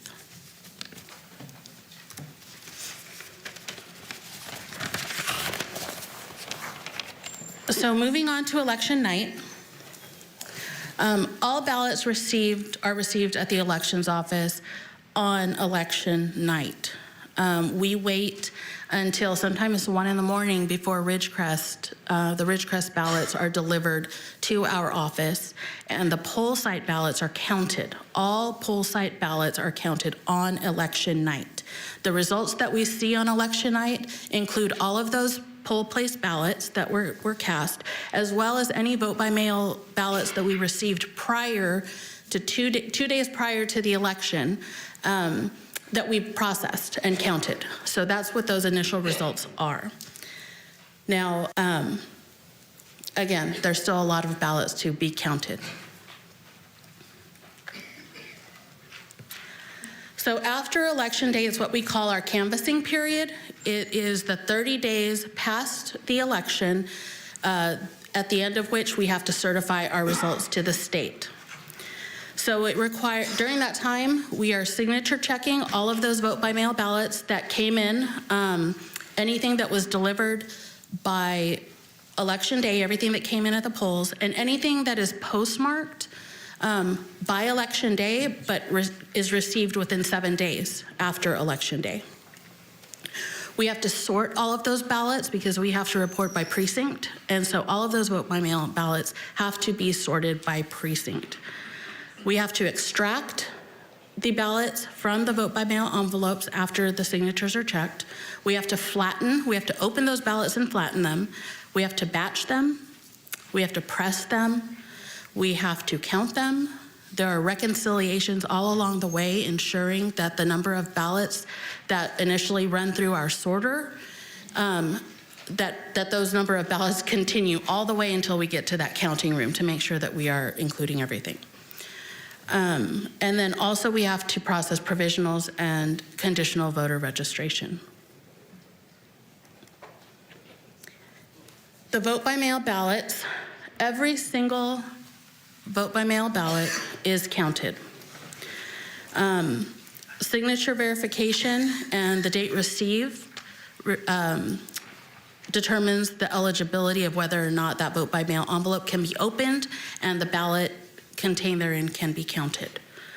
Per state law, as I mentioned earlier, as long as a vote by mail envelope is postmarked by Election Day and received within 7 days of the election, it is considered eligible.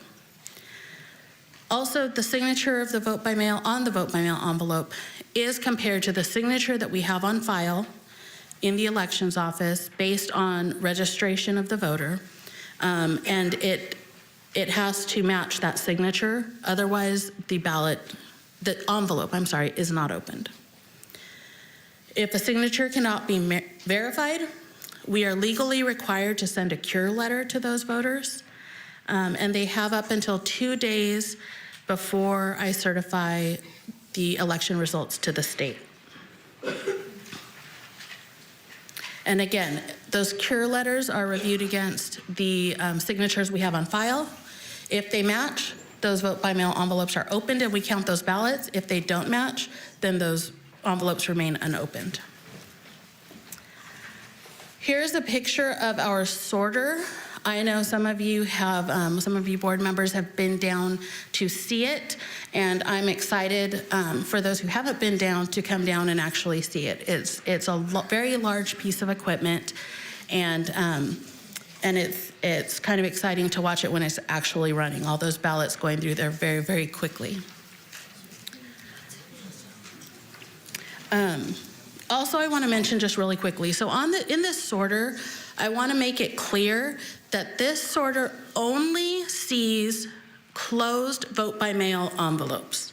No ballots ever run through this machine on their own, and the machine doesn't care what the vote is. the machine is looking at the signature on the envelope and sorting it into the correct precinct. So in case there's any maybe confusion about what the sorter does, that's all it does. So once a vote by mail envelope is determined to be eligible, as I mentioned before, that envelope has to be opened and the ballot needs to be extracted. After extraction, the ballot is unfolded. It is visually reviewed for any tears or marks that may interrupt the voting tabulator. So there are marks around the ballot that tell the machine where to look for a vote. They also need to be flattened for ease of running through the tabulators. They have to be batched in groups of 200 because our tabulators cannot run through more than 200 ballots at a time. And then they are pressed. So each ballot, what I should mention, so once it's pressed, it goes to the count room. Once a group of ballots goes to the count room, each of those ballots are marked just on the edge with a highlighter to indicate that it has already been counted. In the event ballots were to get mixed up, which it has never happened to my knowledge, someone could easily tell that a ballot has already been counted, and so it will not be counted again. Here's just a picture for your benefit board and for the members who are here today, as well as the public. These are our extractors. 2 years ago, we purchased 6 new ones. We had 4, I believe, before, and we purchased those, they were already used when we purchased them. With our higher volume of vote by mail and with the use of HAVA funds, we were able to purchase these actually the end of 2021, I believe, and we did not have a match, as that was part of, it had to do with COVID, and the state allowed us to make purchases without having the normal 25% county match that's usually tied to HAVA grants. These are pictures of our tabulators. So these are in our count room, and these are what we run the ballots through to tally the actual voting results.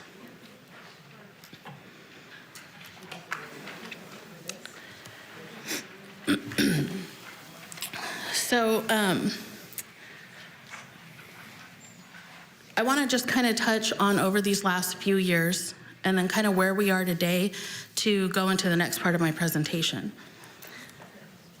So this timeline starts November 2019, but it really started in September 2019 when we had our then Assistant Registrar of Voters, Kern Ray, retire. And then going into November, we had 3 other senior members of the election staff who had over 100 years of combined knowledge and experience in elections retire all on the same day.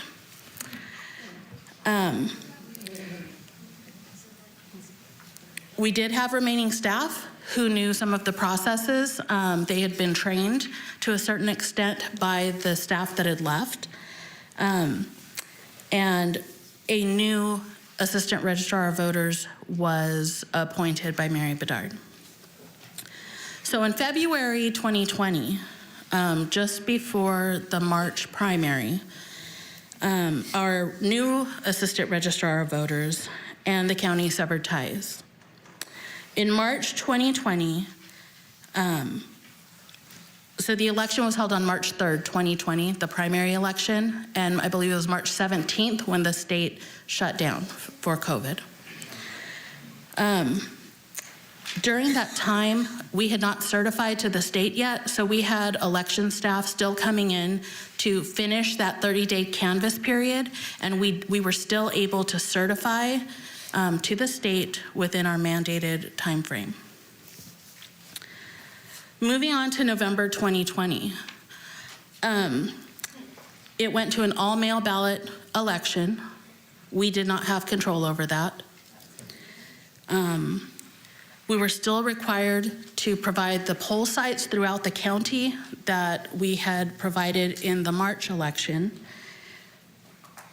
And then on top of that, in order to conduct the election, we had to have somewhere in the in the range of 350 to 400 additional poll workers on top of our normal 1,800 to 2,000 poll workers to ensure that our polling sites were sanitary, were cleaned regularly, that people were maintaining social distance and wearing masks.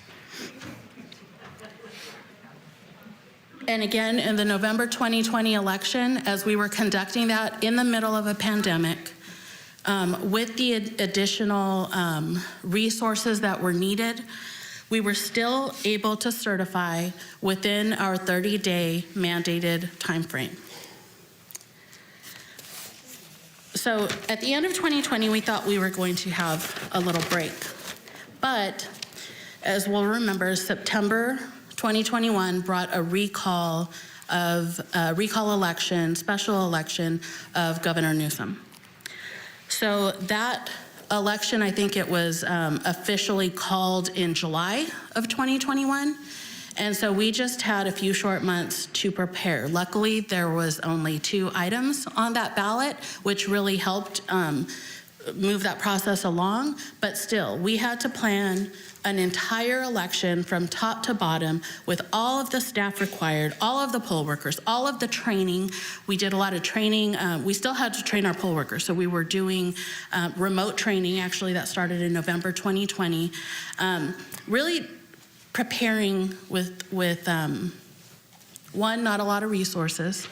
Election officials are, trained to corner on a dime when needed and plan for contingencies, but none of us could have anticipated COVID, the pandemic, and the shutdown. So also, as soon as we finished with that September election, which again, we met our 30-day time frame, we certified by our mandated deadline. Beginning in November 2021, we had to start with our mapping. So if you recall, due to the pandemic, the census, the 2020 census was delayed. Your board could not process or go through the redistricting process because we didn't have the information available. So that was a domino effect. And we were kind of at one of those last dominoes, if you will, because once those boundaries were drawn, we had to go back and update our maps that speaks to our election management system so that every voter was placed in the correct new precinct. And it was, again, it's only done every 10 years. Redistricting and mapping is only done every 10 years unless there's a special redistricting. But typically it's every 10 years. And so we were able to bring back a retired staff who had done it in 2010. She came back and helped, and we were able to successfully redistrict. We had to do the state and the supervisorial districts in time for the 2022 June primary. And then while we were conducting the June 2020 primary, the office was also receiving redistricting from schools. So as they were conducting an election, they were also having to update the maps in preparation for the November 2020 election when school district races would be on the ballot. So in the June 2022 election, I do want to state that I know someone had mentioned that I had not recused myself of that election. However, I did. I was not involved in that election other than the beginning when we were just talking about where are we going to have our poll sites. But as soon as they started working on ballots, as soon as the election really went into full mode, I didn't even step downstairs. I completely recused myself because it is inappropriate for someone who is on the ballot to be working in an active election. And we had I actually had one of our division chiefs who subbed in for me on election day and during the election period. We had a lot of new staff. We have been short-staffed. We've been able to bring in extra help, as I'll cover later. But again, we were able to successfully meet our state mandated deadline.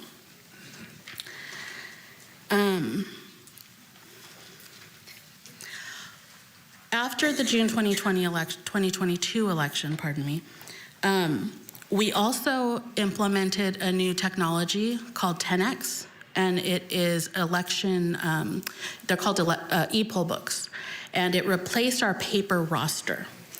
And so what that did was, and this is the reason for, if you recall earlier, I said we stopped processing vote-by-mail ballots 2 days prior to the election. So on election day, there's a download from our election management system that has voter history.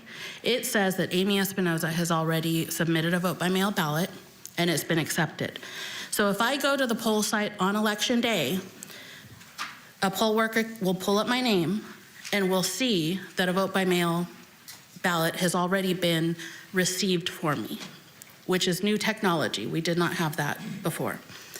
And I would have to vote provisionally because the person at the poll site would have to, they couldn't make that call. So if I insisted on voting, then I would have to vote provisionally.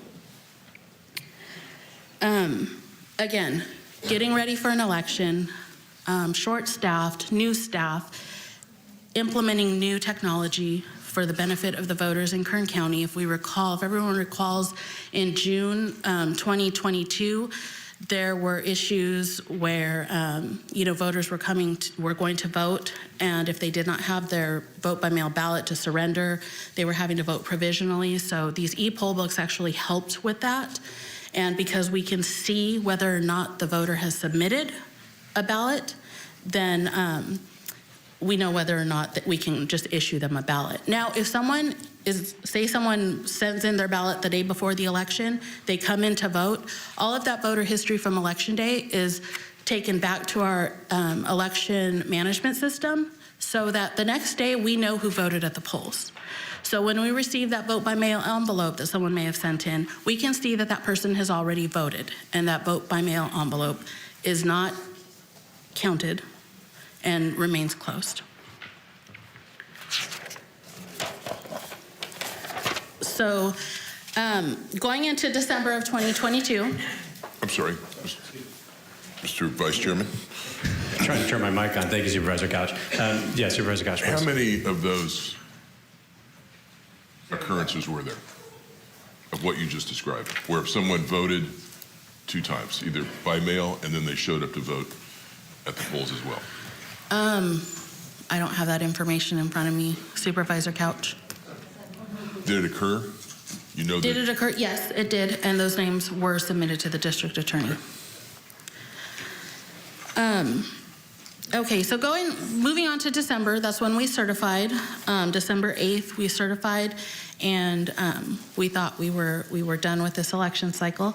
However, we did receive a request for a recount for Senate District 16, and the request did come to do the recount on the machines again, on our tabulators. They did not request a hand count. I know there was someone who had a question on why we use the machines for the recount, and that's because the requester requested it.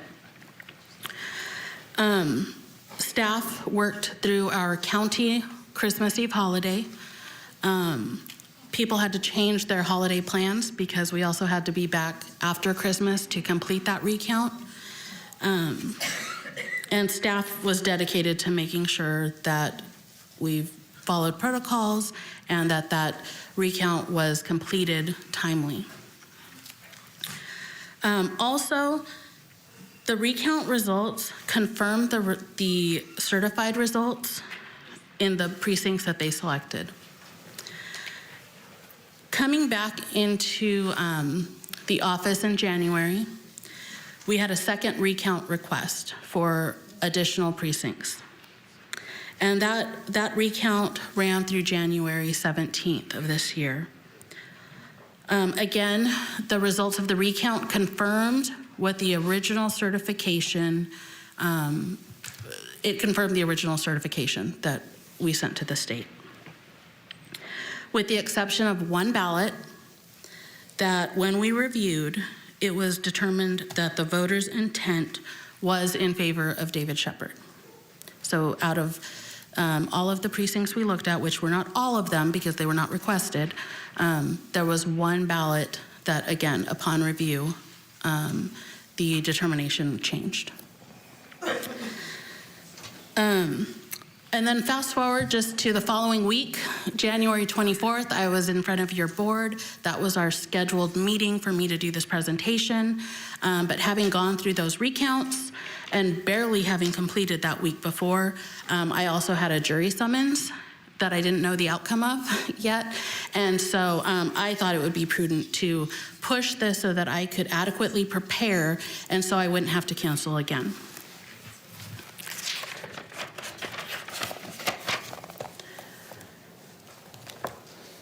So again, the previous slide was just to remind everyone that we've been busy these last few years. There's been a lot, and we continue to meet our mandated deadlines, and we continue also to improve our processes.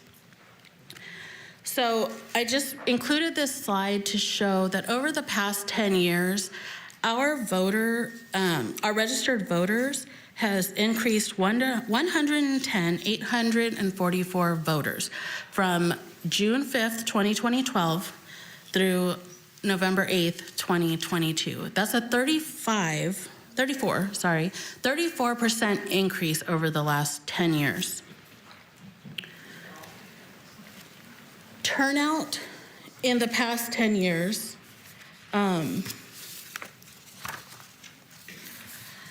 so this most recent election, November 2022, we had a 44% turnout, which is normal with what we would see in a midterm general election.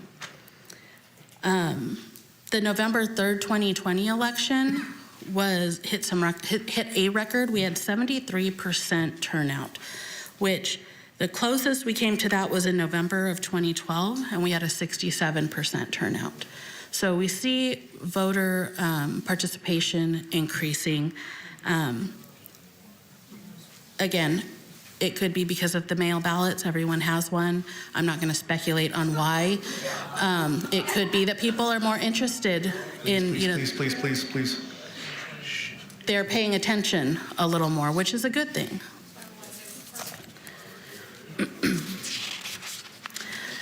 Also, just for comparison, poll place versus mail ballots, this next slide, as you can see, mail ballots have been preferred not just since Governor Newsom signed into law that everyone has to be sent a mail ballot, but prior to that, when it was called absentee voting, it was still the preferred method for the majority of our voters.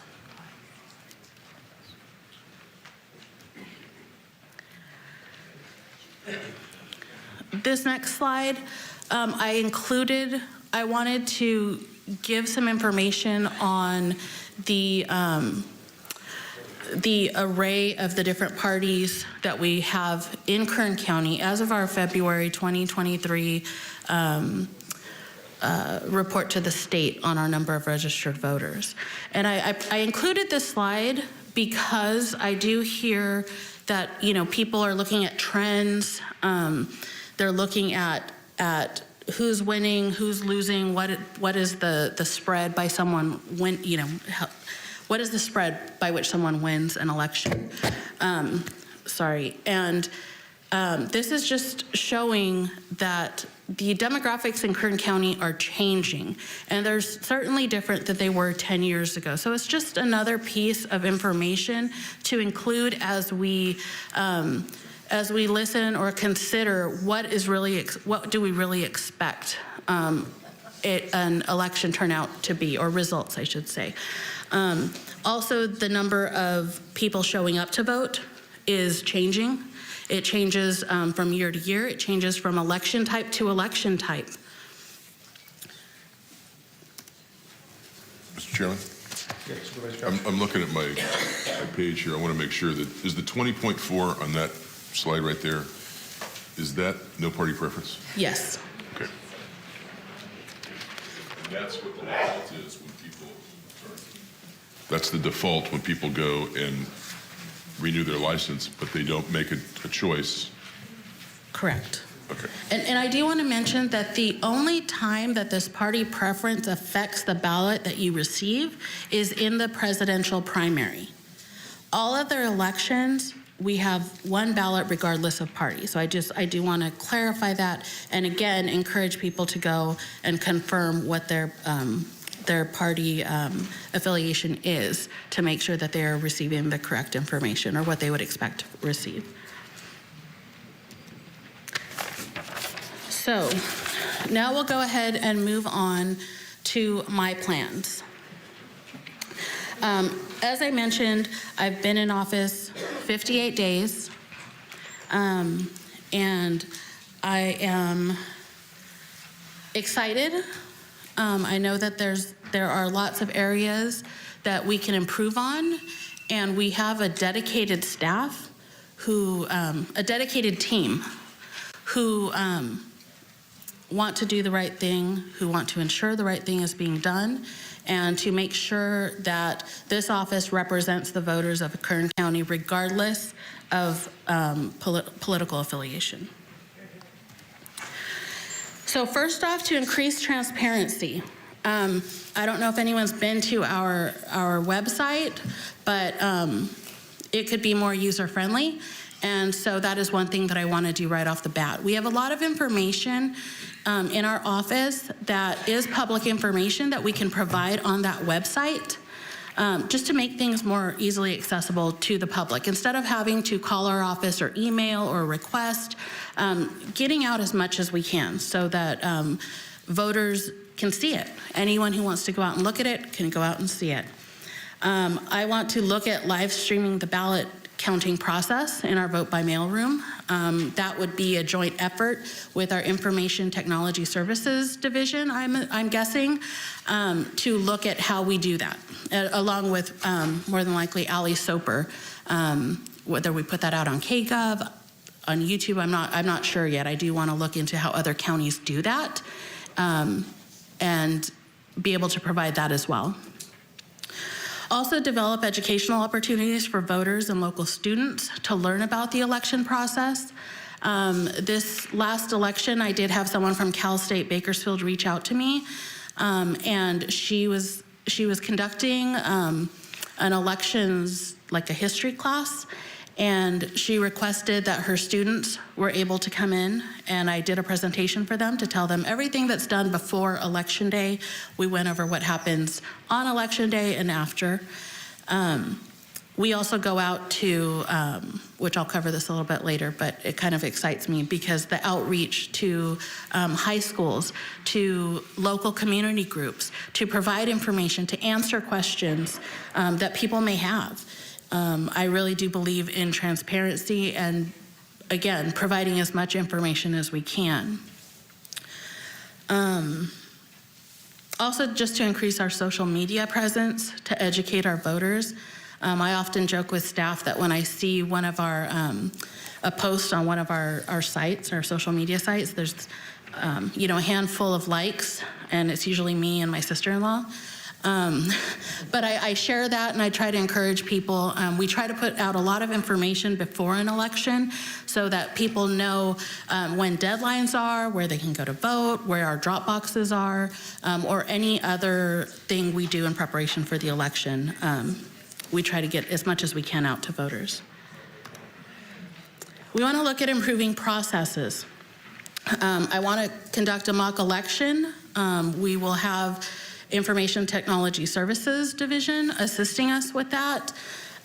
Also, I've reached out to Stacy Kuahara, our Behavioral Health and Recovery Services Department head, who has several Lean Six Sigma trained staff on her staff, and she has agreed to allow her staff to come in and help us go through this mock election to identify areas where we can possibly improve. Staff has already been improving things, so I'm excited to see those improvements, but also just have someone come in who bogged down with the process already, to maybe ask some questions that we haven't considered, because we just, we go through the motions. We want to look at what other counties are doing. We've reached out to Riverside, San Bernardino, Kings, Orange, Fresno, San Mateo, San Diego, Riverside, looking at processes in other counties. Actually, one meeting where we are going to be able to reduce the number of runs through our sorter, which takes a very large amount of time. It was just mentioned, it just happened to be mentioned, and several counties said, well, why do you do 3 runs? And all of those counties only do 2. So we're looking into that. We have another county who is looking at, we have what's called sort schemes. It's just telling the sorter how to sort the ballots.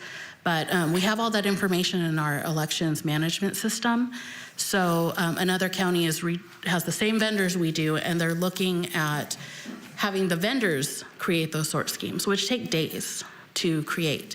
And so if they can create those sort schemes, we review those, and then we can use them, and that actually saves a lot of time, as well as the runs through the sorter.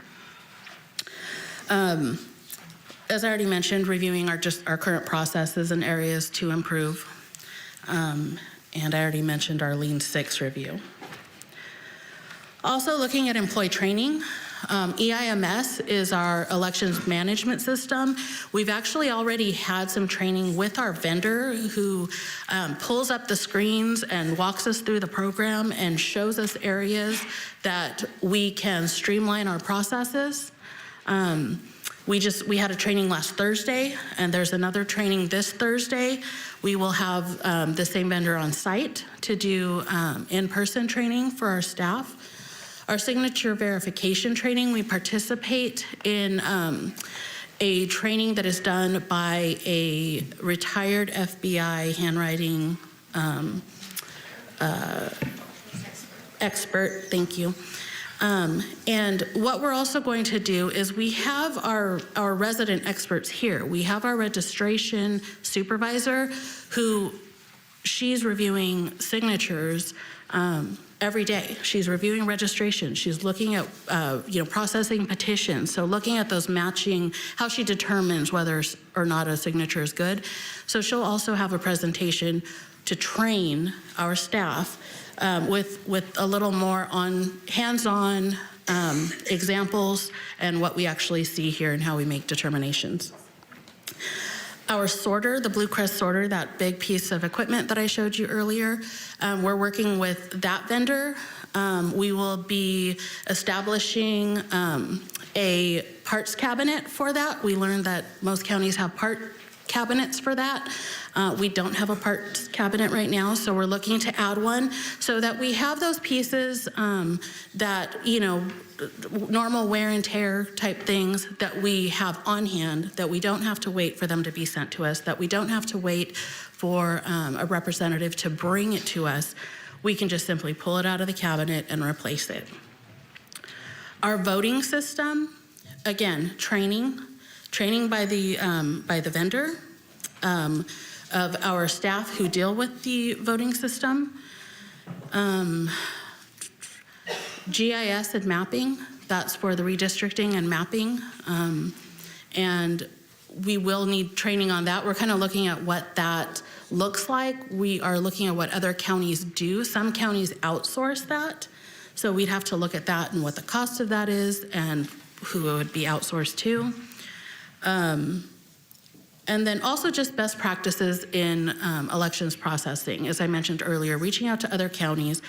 What have they seen? People who've been in these positions longer than I have, longer than my new staff have, who can hopefully shed some light on things that work and maybe areas that we can improve. Outreach and voter education. As I mentioned, updating the website, social media, outreach materials,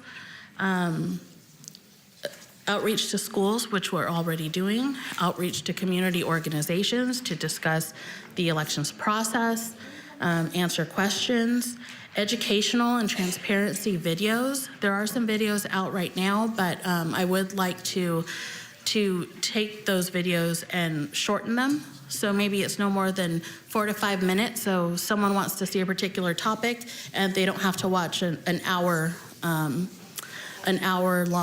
presentation. They can just look at what they're specifically looking at.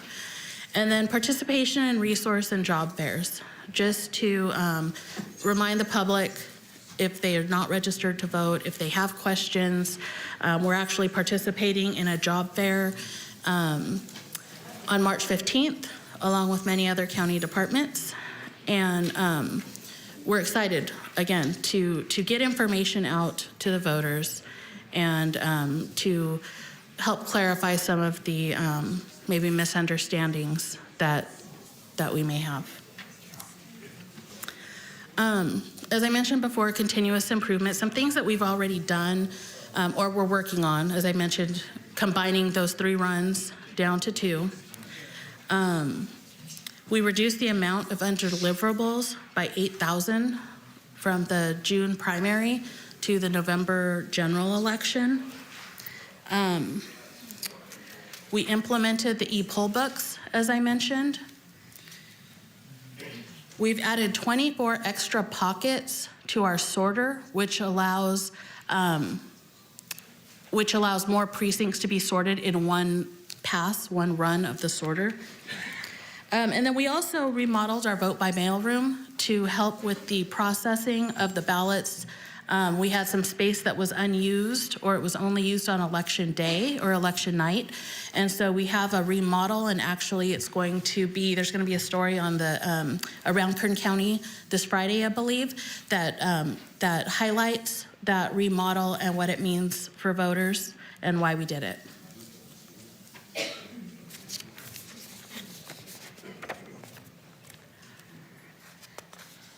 Okay, so enough about my plans. I do want to touch on what is needed in order to accomplish those plans.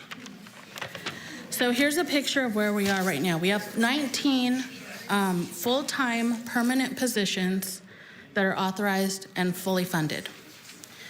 We currently have 8 vacancies. We have they're listed here. We have a senior systems analyst. We have a systems analyst 1-2. We have a technology support specialist, and we have 5 election process clerks that are vacant.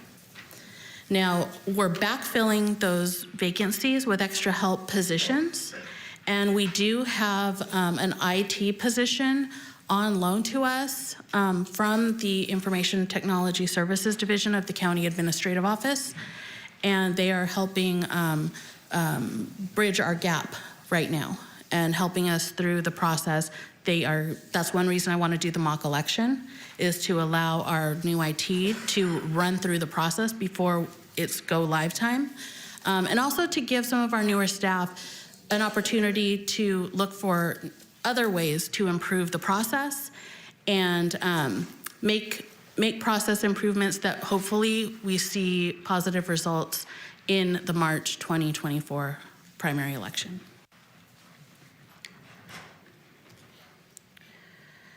Staffing needs. I want to start by, I would be interested in doing having an organizational review of the elections division, looking at the levels of staff that we currently have, and looking at what makes most sense for elections here in Kern County, the structure of the office, as far as we have a division chief right now. We have election process clerks.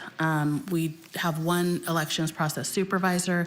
But to look at what makes most sense for a county of our size, and also to position us because we continue to grow. We really need to be modeling ourselves after larger counties in preparation.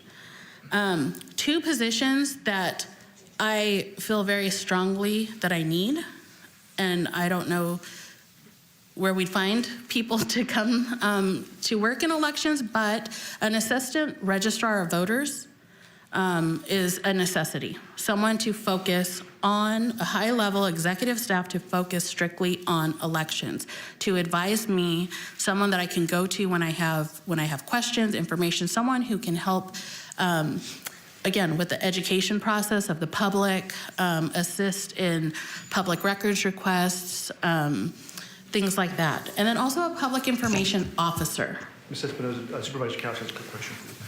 Of the people you're requesting that you need or that you have, who is it or which positions are there that would be directly involved in, I'll just call it cleaning up the voter rolls, involved in making sure that the voter rolls are accurate?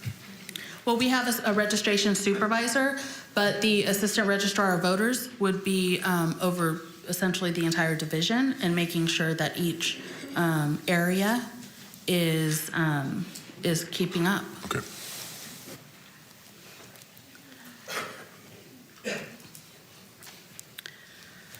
So moving on to equipment, there's been some talk of getting a second sorter. I don't think that is completely out of the question. One of my concerns was space, and it's still a concern because while the area looks big, those sorters are huge. And so I did talk to staff about it, and I kind of threw it out there, and my vote by mail supervisor mentioned, well, maybe we can get a smaller one. That way we can run some other jobs on that, run them concurrently, and we will always have one machine in case one is down for a few hours because we're replacing a belt or whatever the case is. And so that is something that is definitely not off the table, to look at that. We need new computers for staff.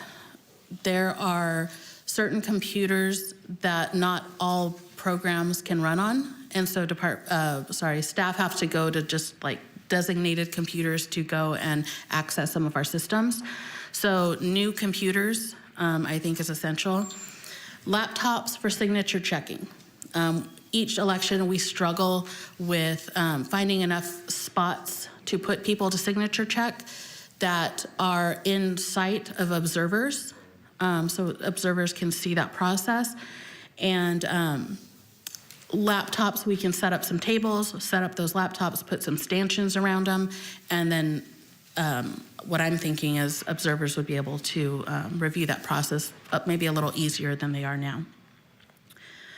A folding and tabbing machine, those cards that I mentioned earlier when we covered registration, many of them come in a piece, a full-size piece of paper, 8.5 by 11, and each one has to be folded, and two little tabs, sticky tabs, have to be applied to close them. I believe after this last election, I think we sent out like 15,000 of those, and so we had staff folding and tabbing. Again, as registration continues to grow, we can better utilize staff.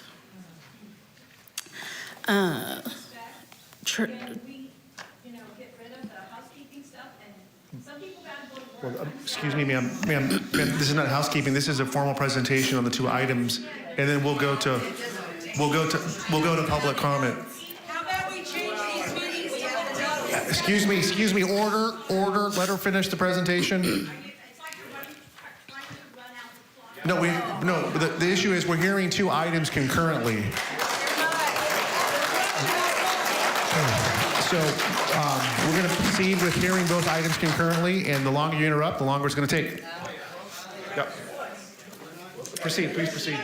Please proceed, please proceed, please proceed. Please proceed, please proceed. So we proceed. also... I don't know how, I didn't time it. I'm waiting. No, we don't need a recess. What we need here is to hear the presentation. Go ahead. So we also need training equipment for our warehouse. We did move into a new warehouse in 2021 to allow us more space. But we need an overhead projector. We need some speakers. There are certain things, because that's where we conduct our poll worker training. And to maximize our space, there are just some things that would be really helpful instead of carrying around a projector as we're trying to train. And actually, it's not even that big for the room that we have because of how close we have to put it to the screen so that people can see it. Also, we need a forklift for our warehouse. At our previous location, Hanson's actually lent us a forklift to use on site. Now we don't have that, and so we do need a forklift because we have multiple, storage racks that are really high, and there's equipment that is placed on them, and a forklift is necessary to get equipment down, put it up and get it down. Also, televisions, as I was mentioning, if we are going to mirror any screens, if we are going to put, I talked about live streaming, it would be nice to have maybe a television or two out in our lobby during the Canvas process so that anyone who has to step out, any of our observers who have to step out to make a phone call or to discuss something, they can continue to see that from our lobby, so they're not missing anything. Also, a new camera system for our office as well as the warehouse. Our current camera system in the office, it works. We have access to it. We can save the data, but it is a little older, and we can't just see it on what the county is using now, which is Microsoft Edge. We have to kind of go in through a back door to be able to access it. I don't know the IT details. All I know is I can't click on it and open it, and that's critical during election time. To just make sure that everything is running smoothly. Space, I mentioned space earlier. We need a break area for temporary staff. On election night, we have up to 80 people in our break room, which is a good sized break room, but for 80 people, it's just not sufficient. And that'd be just right around the election. A possible remodel of our office space, including our lobby. Our carpets are stained. The walls need repainting. Again, a fresh look for the office, and to also help increase morale of our staff. Elections is important, despite some of the, we're always under the spotlight, but for staff to feel good about the work they do. Not that that's all that makes them feel good is their surroundings, but I think that having a workable space goes a long way. And then a remodel of our counter space. We actually, when people come up to the counter, you can't see behind, but there are drawers that are broken. I don't know when the last time that was done, but at a minimum, maybe fixing the drawers that are behind. And so that we can better utilize that space, because it is a big area, and we do want to utilize our space to the best of our ability. Now I'd like to move on to the question of hand counting ballots. If you remember on that first slide, I said it is permitted. Let's see.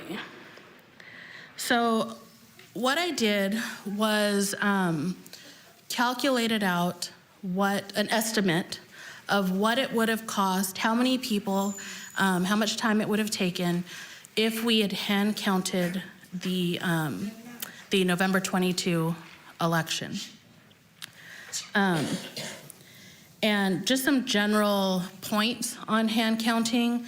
To count by hand, it does require a large amount of staff. Each ballot requires 4 people as you're counting it. You have one person who is reading what the race is, you have someone watching that person to make sure that they're reading the correct thing, and then you have someone who is tallying and someone watching them to make sure that they are tallying the correct candidate. As I mentioned, it is more time consuming and it's prone to human error. So for the hand count of the November 8th, 2022 election, there was 190,705 ballots, which we estimate would have taken 103 hours, 8:57. And that is based on the amount of time that it took to conduct our 1% manual tally, which was 2,119 ballots. So using that, just extrapolating it across all of the ballots, with an estimated hourly cost of $18 per hour, that's 1.8, almost $1.9 million. Currently, an election is approximately $1.7 million for the entire election. Also, we'd have to complete that within 20 days because there are other things that need to occur during that canvass period. And I could not confidently or comfortably have people counting for more than 6 hours a day. So it would take, in order to complete in 20 days, and that's working 6 days a week as well, giving people a break from counting for at least one day. It would take 216 boards of 4 staff each, or 865 temporary staff. It also requires supervisors, so 54 temporary supervisors for each of the for every 4 boards.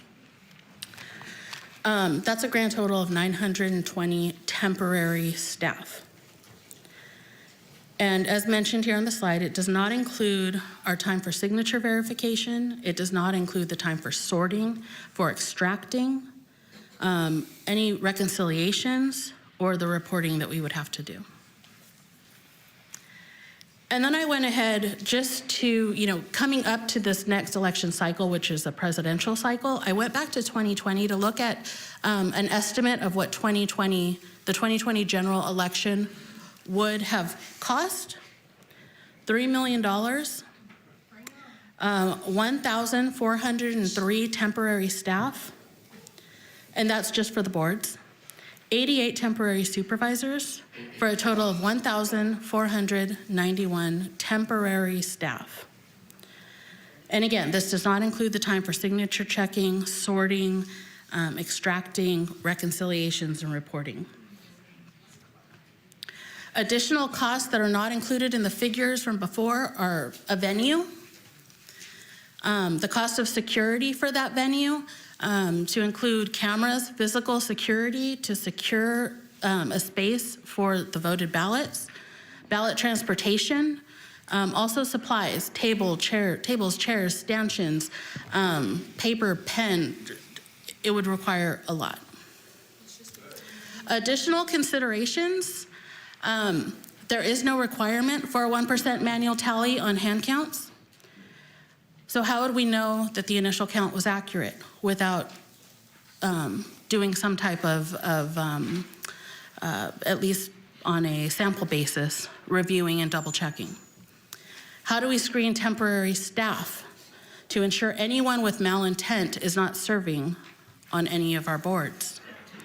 How do we train temporary supervisors? Please, order, please continue. How do we train temporary supervisors who are going to be the eyes and ears that I rely on, that our voters rely on, who have a limited amount of time to be trained and not really much experience because it's training and then jumping right into the job? How do I, as the registrar of voters, certify results that I myself do not have confidence in? I've included a couple of slides. There have been some studies on hand counts, and I just want to mention that this study by Rice University states nearly all elections require humans to count ballots by hand, but this task almost always results in human error. Also, Election Law Journal. This study provides valuable quantitative and qualitative evidence that manual post-election auditing is not an error-free process.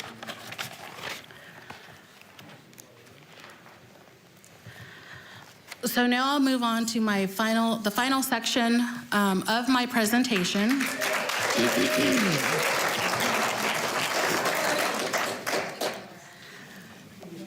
And this is the item before you, the other item before you, to extend the Dominion contract for 3 years. And I should have introduced the person I have here next to me at the beginning, but nerves got the better of me and I didn't write it down, so I forgot. This is Pearson Jew. He is a Deputy Chief Information Technology Officer in our Information Technologies Division of the County Administrative Office. and he is going to cover security of our system. And so with that, I'm going to let him introduce himself formally. Thank you, Mr. Jew. Great. Thank you, Ms. Espinoza. Good morning, Chairman Flores, members of the board, and constituents of Kern County. My name is Pearson Jew. I'm a Deputy Chief Information Technology Officer for Kern County Information Technology Services. I manage IT operations for Kern County ITS during my first 3.5 years with ITS, and currently oversee enterprise application development. Prior to my service with ITS, I served for the Kern County Auditor Controller, County Clerk, Registrar of Voters for 17 years. I have 25 years of IT experience, including IT operations management, application development, IT governance, disaster recovery planning, continuity of operations planning, IT security planning, and IT auditing. I've participated in numerous security seminars and tabletop exercises facilitated by MSISAC, EIISAC, the United States Department of Homeland Security, the California Secretary of State, and the Kern County Office of Emergency Services. I've worked with elections IT systems since 2002. One of our responsibilities as elections IT professionals is to help address common misconceptions, questions, comments, and concerns that reduce the trust in election systems and the elections process for our voting public. While no system can be 100% secure in and of itself, it is imperative that we understand that election system security is designed using an holistic approach, which includes physical security, systematic controls, logical security, policies and procedures, and last but not least, mitigating controls. The security controls currently in place are guided by California's Election Code, the Help America Vote Act, HAVA of 2002, the Elections Assistance Committee, the EAC, the California Secretary of State in conjunction with its vendor-specific system use procedures, and industry standards for information security. For these voting systems, we'll describe for you the federal and state voting system certification criteria, physical security, logic and accuracy testing, pre-election public audits of voting systems, post-election 1% manual audits, and the electronic voting devices. The HAVA was passed by the United States Congress to reform the voting process. HAVA also established the EAC to assist with HAVA compliance and develop voting system guidelines. HAVA mandates that the EAC test and certify all voting system equipment used to conduct elections. EAC certification is conducted by accredited voting systems test laboratories and validates that the voting system meets the requirements defined by the Voluntary Voting System Guidelines, or VVSG, as established by HAVA. All new systems and modified systems must be certified by the EAC. VVSG is guided by the following 15 principles. 1, high-quality design. 2, high-quality implementation. 3, transparency. 4, interoperability. 5, equivalent and consistent voter access. 6, voter privacy. 7, marked, verified, and cast as intended. 8, robust, safe, usable, and accessible. 9, auditable. 10, ballot secrecy. 11, access control. 12, physical security. 13, data protection. 14, system integrity. And 15, detection and monitoring.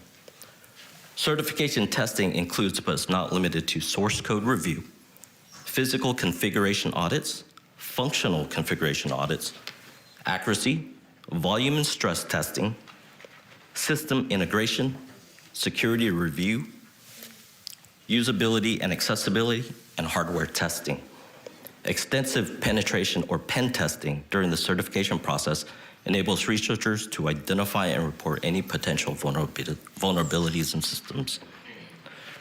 Prior to final receipt of any voting system, it is required that an end-to-end or E2E voting system acceptance test is completed. There are 3 distinct parts of an acceptance test. 1, test for physical integrity. 2, diagnostics tests of the various hardware features. And 3, tests for functional characteristics. This last test includes a test of the various software and hardware modules that control the logic of the units. Acceptance tests must be also conducted on every unit of voting system every time a unit leaves the county's custody and is returned. We'll discuss the California Secretary of State's protocols and post-election audits in a later slide. Next slide. In the event of any real or perceived security incident, Kern County Information Technology Services staff are trained and capable of directing incident response teams to identify, contain, and remediate any technical risks. Comprehensive disaster recovery and continuity of operations plans may be executed to ensure the continuity of the election process. Next slide. Strict physical security requirements. The voting system is on a closed circuit network. That's to say, it is not connected to the internet. And it does not contain modems or hardware that can be remotely activated. The ballot tabulation server, election project management server, and all ballot tabulation units are contained in a location where no other internal or external network connections exist. Non-certified, non-ballot tabulation devices are never connected to the ballot tabulation network. This configuration is commonly referred to as an air-gapped environment. No electronic data or information exchange is possible from an external device, whether by a wired connection or a wireless connection. Physical access inside the secure location is required for access. In addition to the air-gapped configuration, the secured areas are monitored by video surveillance systems 24 hours a day, 7 days a week. Monitored security alarm systems are also safeguard key areas within elections office, including the ballot tabulation room, to prevent unauthorized access at any time. All physical access to secured areas is controlled and logged using security card systems. This includes the county administrative center, the elections office, election server rooms and network closets, all other secure zones in the elections office. Access to secure elections area is managed by a security card system that is separate from the system that secures the rest of the CAC. This ensures that only authorized election staff have access to vital election data. All election ballot tabulation equipment and supplies are locked in vaults and cabinets with limited staff access. All accessible ballot marking devices, or ABMDs, are secured with tamper-evident seals that have unique serial numbers. This information is recorded on security logs every time a unit leaves the custody of Kern County Elections Department. This ensures that any attempt to tamper with the unit can be identified and the integrity of the unit kept intact. Next slide. Strict systematic and logical security requirements. Multiple passwords are required. Separate credentials are required to access the elections project server, tabulation servers, and tabulation units. Additionally, each election project requires additional credentials which are unique for every election. Multi-factor authentication for ballot tallying systems. This is a concept of requiring something that you know in addition to something that you have before access is granted. Physical security access tokens, in addition to elevated rights to tabulation systems, are required to manage or operate the tabulation stations. Smart card access based on industry standard encryption is also required to access the ABMDs. Smart card security encryption in conjunction with passphrases are required to manage and operate the accessible ballot marking devices. New passphrases are generated for each election. Strict chain of custody and process requirements. As Ms. Espinoza alluded to earlier, dual custody process policies and procedures are in place. These procedures require that the presence of at least 2 trained election staff members during the operation are required during the operation, support, and administration of voting systems and its components. Chain of custody logs and auditing. This requires that the auditing of the transfer of voted ballots be tracked from custodian to custodian while ballots are being processed. The ballot tabulation server is re-imaged before every election from a certified golden image that has been validated by the California Secretary of State.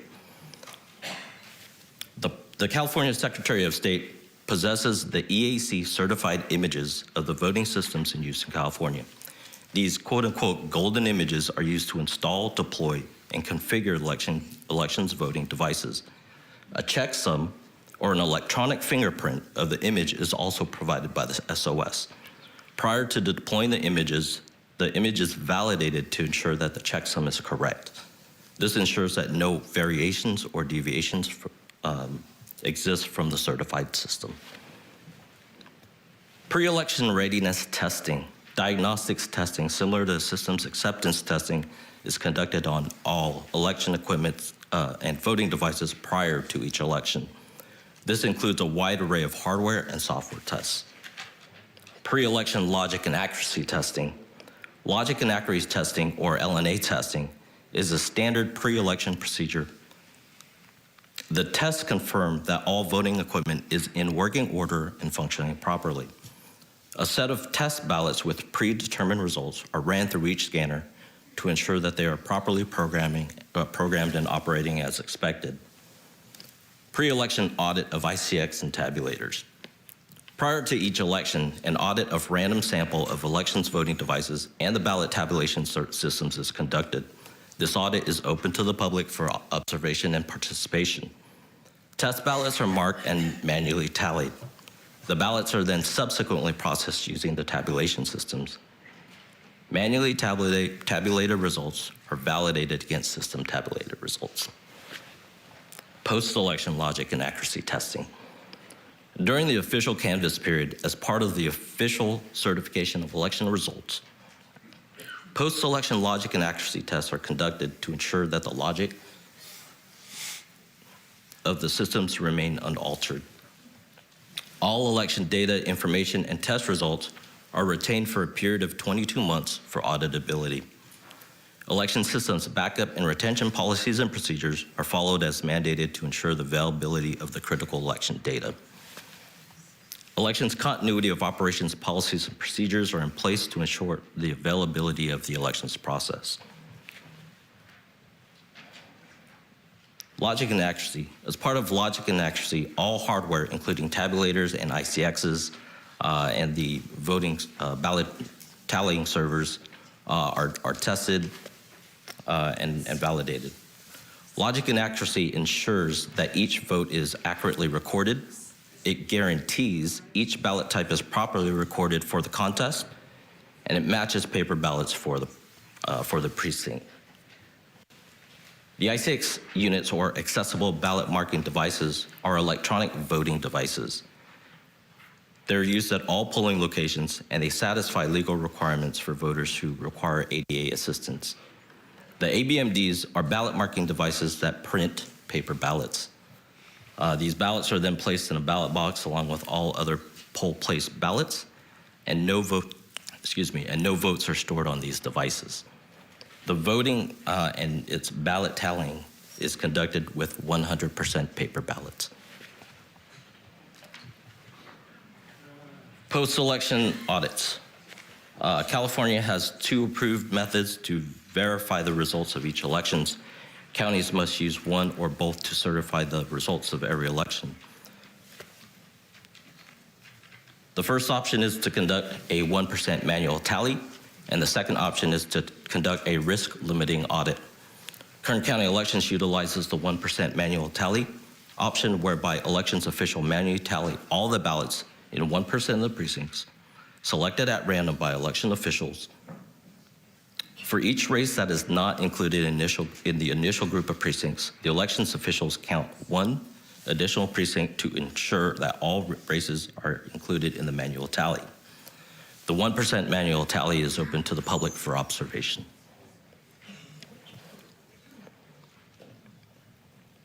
And this additional slide shows the California Elections Rumor Control. There's a hyperlink to the California Secretary of State. This provides facts on the following and more. Voter records are updated regularly. California ensures that drop boxes are secure. Voting by mail is a reliable and secure way to vote. All verified provisional ballots are counted. Tabulators can read all kinds of colors, inks, and even pencil. California has the strongest voting security system standards in the county. In the country. Can you please just refrain? We're almost done. Let him finish and we'll go to public comment. Intimidation, interference, or threats to voters are illegal. Fake or false videos on social media can spread misinformation. Cybersecurity and Infrastructure Security Agency, CISA. election security rumor versus reality. This link points to the CISA.gov rumor versus reality, and it provides facts on the following and more. Election officials regularly update voter registration lists in accordance with legal protections against the removal of eligible registrants. Voting system hardware and software undergo testing from federal, state, and/or local election authorities. Malicious actors can fake manipulation of voter registration data to spread disinformation, and the existence of vulnerability in election technologies is not evidence that the vulnerability has been exploited or the results of elections has been impacted.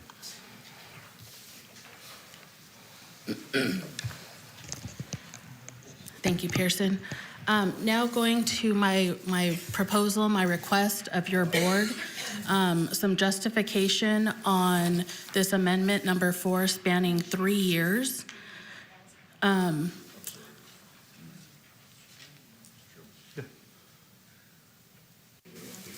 This is probably important, and I just wanted to hear it. Yeah, and this is the meat of the presentation. Thank It's all been meaty, but this is the item. So the amendment number 4 that's before your board for consideration today, and my proposal is to extend the agreement for 3 years for the license and maintenance of our current voting system. By extending this to 3 years, it will allow us to conduct the mock election that I spoke of earlier. We'd have to do that this year. And the 2024 election cycle, right now the primary is scheduled for March 2024. The state is actually looking at moving it up to January, but there hasn't been a decision on that. But right now we're working on the assumption that March is when the primary will occur.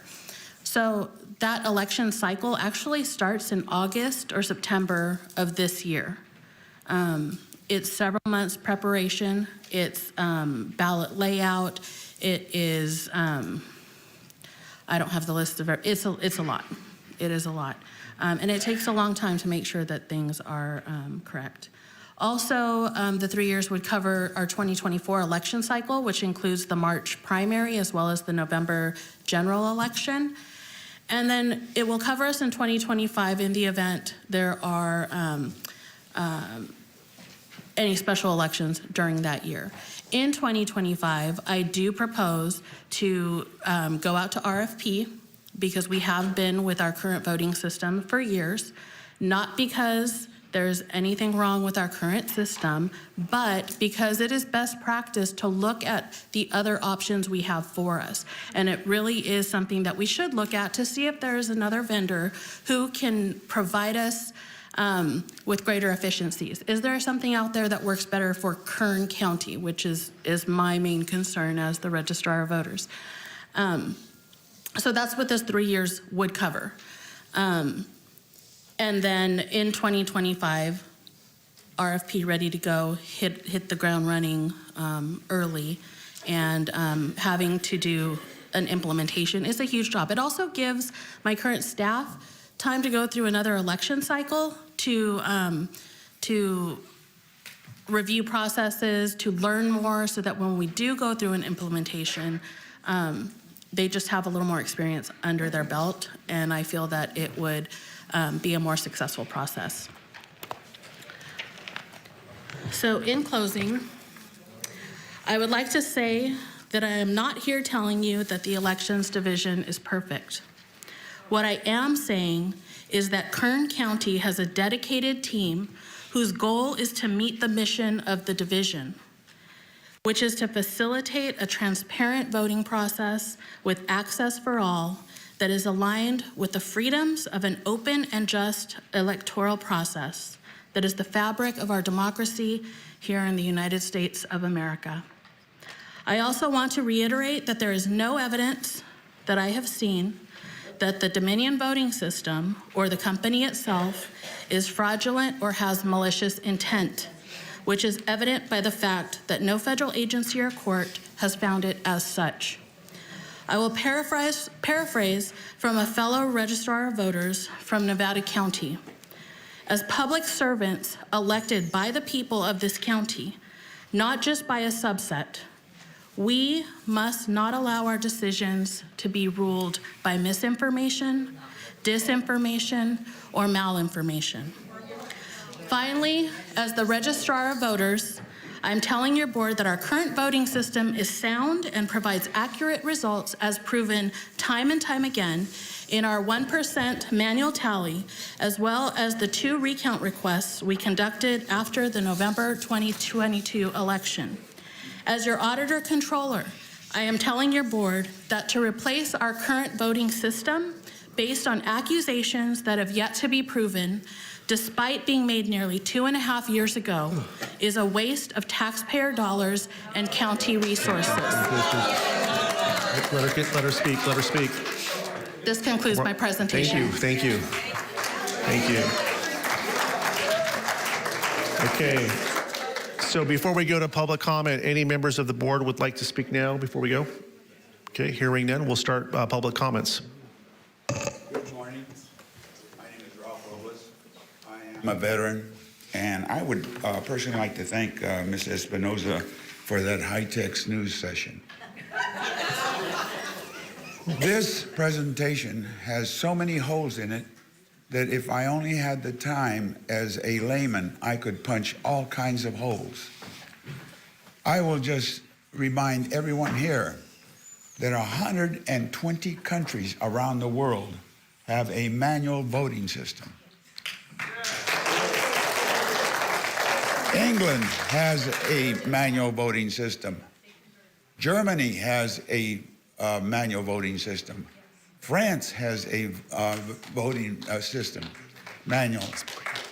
Brazil has a manual voting system, and they managed to get their results in, I believe, within 24 hours. As to all this high manpower that you're going to require just to review one ballot, let me remind you that in Louisiana, they have this high-tech device called a Louisiana clothesline. And they can reduce that process to seconds. I think minor than, or less than a second. Well, no, maybe a whole 2 seconds. Now, it's also nice to find out finally that we have an IT specialist. It was very disappointing to me that when we asked to find out how many voters actually voted in the last election, Ms. Espinoza told us that she would have to go back to the vendor to find out. When we have an IT specialist right here, and I am told that our voting data is stored on a Excel system, I'm sure that any high school student, with an IT background would be able to discern that information. So I see my time is up, and I thank you. Thank you, Mr. Robles. Next speaker, please. Good morning, Kern County Board of Supervisors. My name is Vince Mayoko. Just 2 months ago, the Kern County Elections Office requested the funding for the 2023 contract renewal of Dominion. Ironically, with huge public outcry over the past couple months, the election office is now requesting a 3-year contract renewal. This sounds like an orchestrated maneuver to shut us election deniers up for at least 3 years. In case you're not aware, KGET-TV conducted a public poll on January 24th asking its audience if the contract for Dominion should be renewed. Nearly 1,000 people partook in this poll, and overwhelmingly 80% said that the Kern County Election Office should not renew the Dominion voting contract. We, the people, do not want the Dominion voting system tabulating our votes. I have been in recent conversations with several cybersecurity and election systems experts. They have informed me of the following newsworthy items, which I emailed each of you supervisors earlier this morning. Number one, the state of Texas has done away with all ties with Dominion. Shasta County in Northern California has severed ties with Dominion. Dominion threatened a lawsuit against Mesa County, Colorado officials if they would not sign a contract, a 10-year contract extension with Dominion. Mesa County folded and signed the contract extension. Eric Cooper, former Vice President Dominion, admitted that they don't update software to protect against voter fraud. Dominion Vice President Eric Coomer was caught on a Zoom call saying, "Don't worry about the 2020 election. Trump's not going to win. I made effing sure of this." Number 6, my credible inside sources are telling me that Dominion is very close to filing for bankruptcy. Okay, next speaker, please. I wish to ask the Board of Supervisors to make a motion to continue this matter for several more months. This would allow each Thank of you, you Mr. to hear Mayako. expert witness Your evidence. time's expired. I would appreciate, just give me 15 more seconds. We got to get, you're 15 seconds over. Can you just go real quick? I can wrap it up here real quick. Just give me 10 seconds. You must make an educated decision when voting to fund or hopefully not fund the Dominion voting contract extension. I can get you in touch with several cybersecurity and election systems experts to speak on this matter. Okay, thank you so much for your time. Thank you.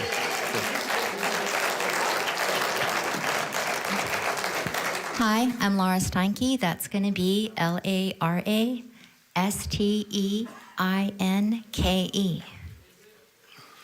Election integrity is being undermined in numerous ways. Universal vote by mail undermines election integrity, especially when ballots are sent to those who are not eligible to vote. Ballot harvesting undermines election integrity because it may lead to ballot trafficking. The Dominion machines, which are either connected to hackable networks or have internal modems that are hackable, also undermines election integrity. Now I've looked at the ballot box right outside the Tehachapi Library. I went inside and asked, is there camera surveillance? It turns out there's only one box in Kern County that has camera surveillance. Although the election code does not require surveillance, it is another example of how election integrity is being undermined. Sometimes it's best to take a breath and not rush into things. Given the fact there is a lawsuit that has been filed, I ask you to postpone renewing the Dominion contract, to form a nonpartisan committee to look into these issues, and to make sure that renewing the contract is in the voters of Kern County's best interest. Also, why renew? There are no elections scheduled for 2023. Kern County could sit out a year and save the taxpayers $250,000. It would not be good, also, to enable Kern County, California Republican Assembly groups to be able to remind voters that board members, even in the face of a lawsuit, were unwilling to look into the issues of election integrity. Thank you. Thank you, Ms. Inke. Next speaker, please. My name is Jeff Sanders. I'm here to ask you to defund the Dominion. I wanted to address all of the security issues the computer guy pointed out. In 1984, I worked on the F-4s, and with simple if, then, and, or, NAND, NOR commands, you could predetermine an outcome of a computer without ever having any type of outside access. Now, here, we're 20 years, 30 years down the line, we have algorithms that are 1,000 times more powerful than that. And they can be installed in that machine before it's ever dropped off in any county. So all of the checks and balances that Amy brought up didn't stop 169 dead voters from voting. The signature verification, the validation of that has been limited to just 2 points of likeness. I was down there, I watched signature blank, signature print, signature left, and signature right all get passed. And when I started making a fuss about it, I was asked to leave. So that same person, I watched on another day, same thing happened. I did notice, however, when Zach Scribner came up, just using that for a name, and they were almost identical, it was challenged. Took me a little bit to figure it out. You have to have so many challenges in a batch for it to be cleared, because if they all pass, then it's not checked. If some of them are claimed, so they go in, they have all these that are not verified, a signature blank, pass, signature print, pass, exact signature. Wait, why did she claim that one? Who knows?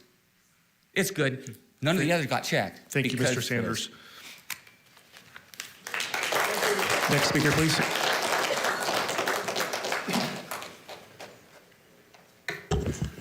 My name's Gary Simmons. Been here a few times. A little different slant here on this morning. I've been here attempting to put a non-confrontational citizens community together. We've accomplished that. But we've some barriers, and the confrontations are coming from our local politicians, from your offices. We had a great 2-hour meeting with Mr. Peters. The next day, we received an email from his lower-level staff employee that says, "Supervisors looking forward to hearing the report from Amy, as he said in the meeting with you. There is no request for you to fulfill and no coordination with our office.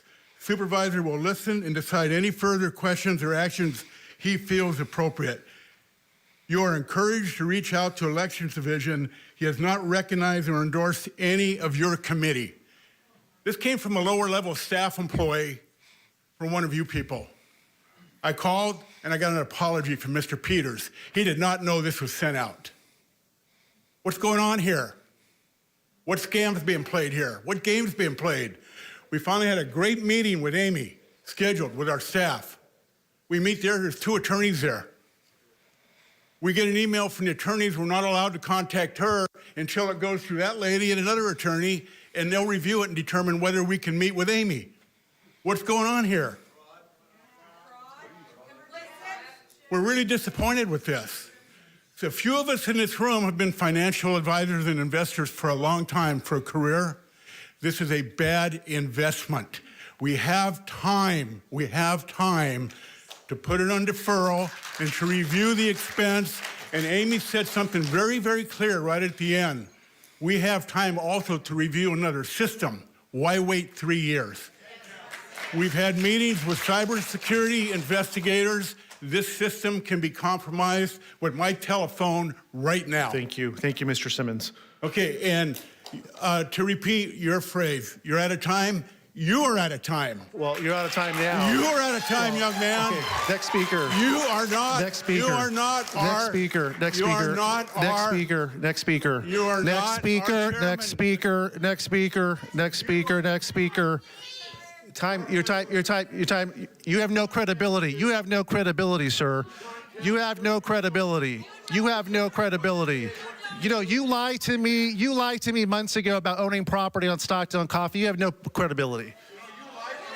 Next speaker, next speaker, next speaker, next speaker, next speaker, next speaker, next speaker, next speaker, next speaker. Okay, bye, see ya. Next speaker. Next speaker. Order, order, 2 minutes apiece. 2 minutes apiece. Thank you, Honorable Chairman. Thank you. And Honorable Board Supervisors. My name is Orchel Cryer. I'm the Mayor Pro Tem from the City of Taft. I'm here to voice my opinion to Dominion voting machines and all other electronic voting machines. One person, one vote is an integral part of our voting right. We must hold the integrity of our rights as we vote. Presently, the contract for the Dominion machines is expired. Why don't we go back to the paper ballots? That is far more more accurate, and more faster in results. And please don't rush to approve the extent of this contract with Dominion Machine. In our last election, we didn't know who won until a week before the clerk certified the elections. The elections result for our council vote in our city of Taft went on to the last week. One of our councilmen won by 1 vote. That's how close it was. But we didn't know because going back and forth for a long time. And I felt that we just need to go back the old way so we get the results a lot quicker and stuff. And and get the people get the integrity of our voting election. And there's a lot of doubt. Even constituents in our city come to me because in our council, I put on the agenda, put on a concurrence for an agenda deal for our city to voice opinion to our supervisors that we would like to have the paper ballots, but time has run out, and all I got was concurrence, so we didn't have a chance to vote yet. But we do have a concern. A lot of constituents came to me. They saw our broadcast is on Channel 11 about 5-6 times a day, our council meetings. So I have people coming to me thanking us for what we're doing. The question I would urge. I have great respect for you, sir, but would you kindly bring your remarks to a close? Okay. I got a lot more to say, but listening to our Amy, and she brought some interesting things and stuff about what we can and can't do and things like that. But how can Shasta County do it and got away with it? Okay. There's another county also is trying to change it. Thank you, sir. Why are there so many restrictions and stuff? Thank you, Mr. Cryer. If you want to leave any written material with the clerk, you can submit that. You would be able to read my writing. Okay. Thank you. And thank you. Under consideration. Thank you. Thank you. Next speaker, please. Hello, my name is Matthew James Bain. And I just wanted to, the one thing that I got from the presentation was at the beginning where she said that if a voter's identification is in question, then they're given a provisional ballot. I'd like to suggest that if a voter's identification is in question, they're not given any ballot, and that I believe that you should make the requirements for a valid identification more strict, and I think that's going to do three things. One, it's going to increase the integrity of our elections locally. Two, it's going to restore our confidence in you as government officials. Three, it is going to unbog the system that they claim is so bogged, because there seems to be a direct correlation between mass mail-out ballots and a bogged system that used to take one day now takes a whole season. It's an election season. So there was a comment made about fear-mongering. Speaking the truth sometimes evokes fear, but we shouldn't fear.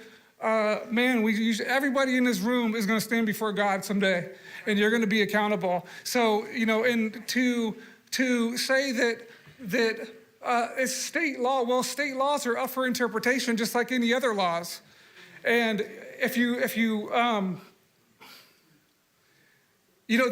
the same excuse that the Nazis used in the Nuremberg trials. We were just following orders. We're just following the laws of the state, okay?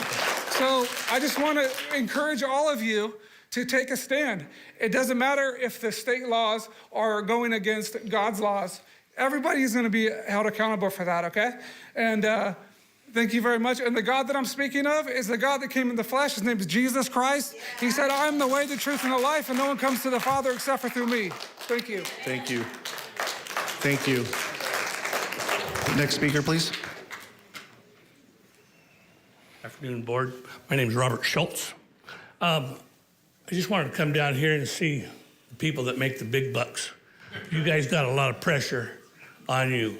I know that this is, what you call full room again. Amy, I appreciate your report. You're new to the job. You're at 58 days, did you say? I have a question, just one or two questions, but the first thing that we were going to talk about was your plan for a 1 year, and then you changed that to a 3-year contract. Was that your idea, or did that come from an email from somebody?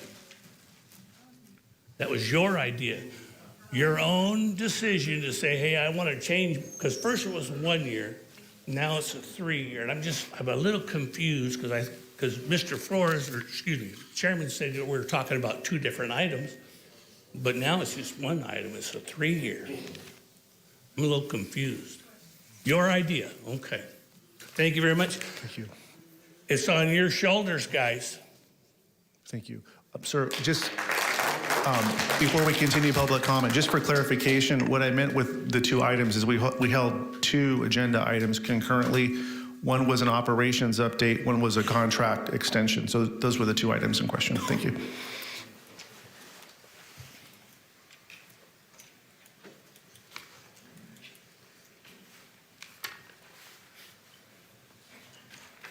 Hi, I'm Barbara Kamina. That's Kamena. Good morning. I'm speaking on behalf of Tara Carter, as she was unavailable to be here due to her work. She is a resident of Eder Street, Bakersfield, and would like her address to remain anonymous, but is willing to provide it off record along with her phone number and email. I'm kind of condensing her email because I'm running out of time. These are some of the issues that we're seeing, but not all inclusive. I spent multiple days at the election clerk's office. Explained why a computer hard drive was removed from the clerk's office during the ballot counting on November 6th at 1:59 p.m. An election worker exited a back door that requires a key badge to re-enter of the clerk's office and walked past me and 2 other poll observers. In his arm, he carried a server. He walked right past us up the stairs and disappeared. There was a skywalk access to the parking garage for the employees near the location he disappeared. He may have gone into another office but did not appear, so I have video of this, and the worker was not a volunteer. I still see him at the clerk's office. I was able to get evidence of what should have been a locked cage in which this hard drive was stored, and it was missing. When I inquired about it, I was told I must have not seen what I thought I saw. Lucky for them, I have videos and photos. I watched the signature verification, but I was able to be on the other side of the plexiglass and sat where many others were unable to. I watched as ballots and signatures flew past screens and accept the button was clicked while the worker was looking at the phone and wasn't even looking at the computer screen or the signatures they confirmed were accepted as true to the voter. I was told by a supervisor the signatures were compared to the DMV signatures, yet we were told otherwise by everyone else. I watched signatures that were obvious to be fraudulent be approved. I started to write ballot numbers down, and the supervisor became quite angry when I asked, what do we do if we see things being missed? Nothing. You can't do a single thing. You are lucky to be here. Can you bring your comments to a close, please? Yes. Well, okay, so I have this information. My friend has video footage, and she has evidence of stuff that had happened on voter days. The clerk of the board? I can give it to you. Yes. Who would I address? Give it to Mr. Ryan Alsop, our CAO, and then he'll give it to the board and the clerk of the board. Okay, thank you. Mr. Chairman, can I ask her a quick question? Yeah, sure. Supervisor Dave Cox. Ma'am? Before you do that, could you answer one question? Yes. I need to ask you to come to the microphone so that everybody can hear you and we can have you on the record. Thank you. You said you saw multiple signatures that were, in your opinion, that were fraudulent, but I think you meant they didn't match, right? Is that what you said? Let me see what she wrote. And I'm questioning, you saw this, right? Not, Oh, no, or I'm your reading friend. this for a friend Okay. that wasn't able to be here. But she didn't say how many she saw, or was it, I'm just curious, did she see, I don't know if there's a number. she saw it occur, but she didn't have did she say in there how many times she saw that occur, potentially? Not that it matters, one's too many, but I'm just curious how many she saw. And does she have a date? There's no number. I'm sorry, there's no number. But Is there a date that's when she was here? Does she have that? she said that it was on. Well, all that information is in there. Whatever Yeah, you know I could is actually leave this whole Okay, email. I appreciate that. I don't have copies, but hopefully you guys. Thank you. And I just suggest to give her a call, and you guys can have all her answers. Thank you. Thank you. Next speaker, please.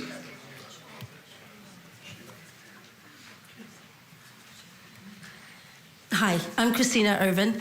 I just want to know what part of no is not understood.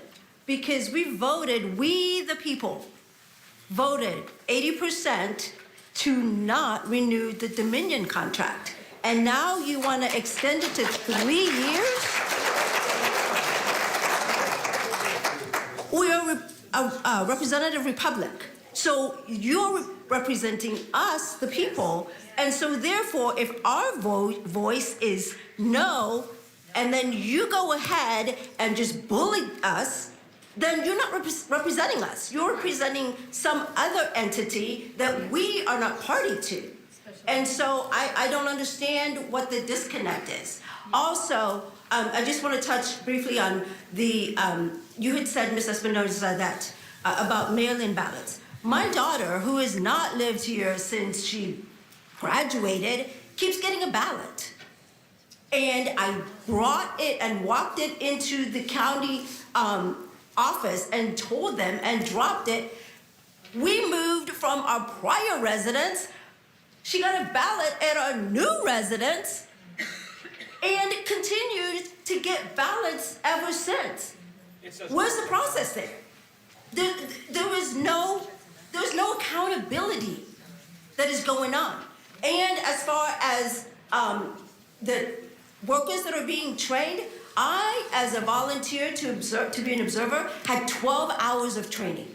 I sat with people who had 1 hour of training, and they had done the general election also, and they were amazed at the information that we would just got to share. They had no idea how to check for irregularities. They had hardly any training.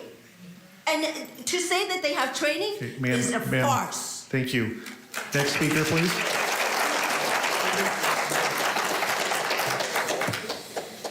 Good afternoon. My name is Judith Olson, O-L-S-S-O-N. I am concerned about the integrity of our local voting process. In the last 3 years, my confidence in the truthfulness of our elections has been eroded to zero. Instead of celebrating the election outcomes, win or lose, I doubt them. There was a time in our history when the opposite was true. A new acquaintance of mine related this story. I remember as a child that the PTA ladies would knock on my parents' door before an election. They had a book in hand with the names of registered voters and their addresses. They asked my parents, "Are you the voters listed here? Are there any new voters at this address? Is there a person listed who is no longer living or who no longer lives at this address? Thank you for this information. Would you please sign your name to verify these statements?" My parents would sign the verification and the ladies would thank them and move on.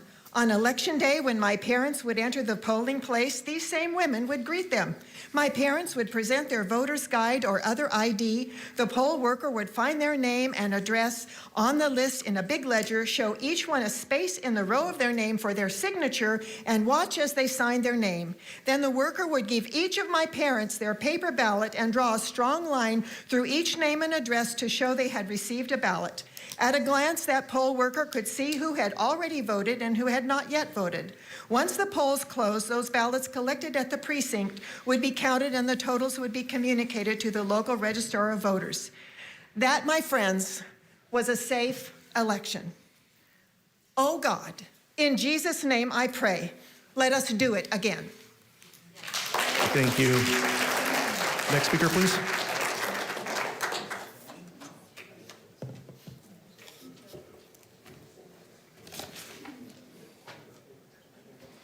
Good morning. Good morning. My name is Runa Lemine. That's L-E-M-M-I-N-N.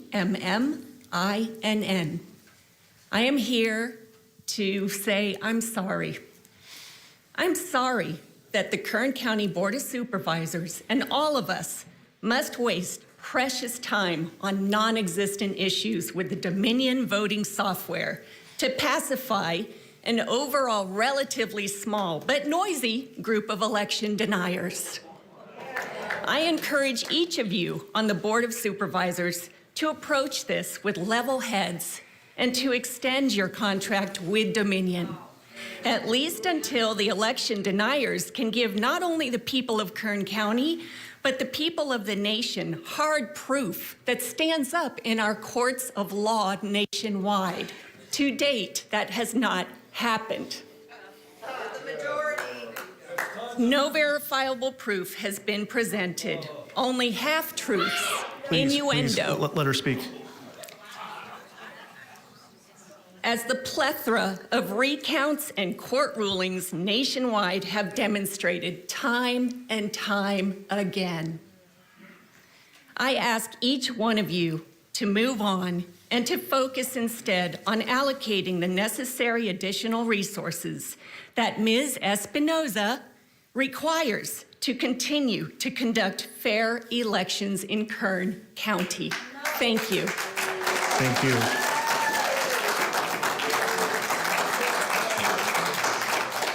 Thank you. Next speaker. Good morning. My name is Flor Olvera. It's spelled Olvera. First off, I want to say thank you to Amy for her thorough explanation. You answered questions I didn't know I had. Mr. Pearson, thank you also for coming and providing that insightful detail. I'm here today to express my concern about the current trend of election denialism that is sweeping this country. As a voter who cares deeply about the integrity of our democracy, I urge you to focus on operational efficiencies and ensuring that our elections are conducted in a fair, transparent, and secure manner. I believe that the role of the Elections Board is to safeguard the integrity of our electoral process, and this requires a steadfast commitment to ensuring that our elections are conducted in a manner that is fair, transparent, and accessible to all voters. As voters, we have a responsibility to hold our elected officials accountable and to ensure that our voices are heard through the electoral process. I urge you to prioritize facts and avoid election denialism when making changes to our local elections division. Our democracy is built upon the fundamental principle that every citizen has the right to cast their vote and have it counted fairly and accurately. Election denialism undermines this principle and threatens the legitimacy of our electoral process. I also urge you to renew the Dominion machine as a focus on operational efficiency. The Dominion machine is an essential tool designed to facilitate the process of the elections division and promote the avoidance of interference and manipulation.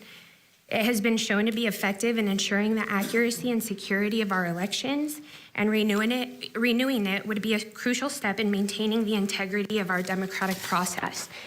In these challenging times, it's more important than ever that we remain committed to the principles of transparency, accuracy, and fairness in our elections. Thank you, Ms. Olvera. Appreciate your comments. Next speaker, please. Chairman Flores, Board of Supervisors. My name is Tom Pavich, P-A-V-I-C-H. I'm the Kern County Coordinator for the Election Integrity Project, California. First, I would like to update the board about my effort to obtain a list of voters from the November 2020 voter rolls. I am pleased to report that the Registrar, Amy Espinoza, was able to provide me with a CD of that list. I thank the board and Mr. Alsop for their assistance.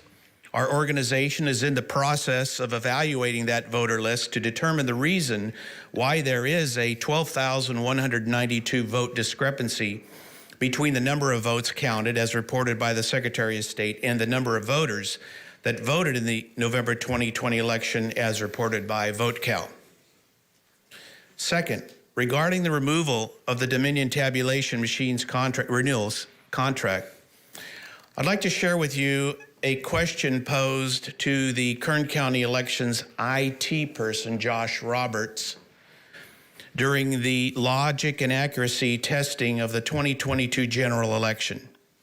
Since the standard response from Dominion is that their machines are not connected to the internet, it was asked if our Kern County tabulation machines are capable of being connected to the internet. And to that question, Mr. Roberts' answer was yes. Third, Election Integrity Project California advocates in-person voting with the requirement of the voter to show a valid government-issued ID. Voting would be done on paper ballots, and ballots would be hand-counted at each precinct. And finally, I have for you copies for the board, clerk, and county council and COO of our press release, which summarizes our lawsuit in the in a Mr. non-legal Pavich. fashion. You can leave it with us. Thank you. You're welcome.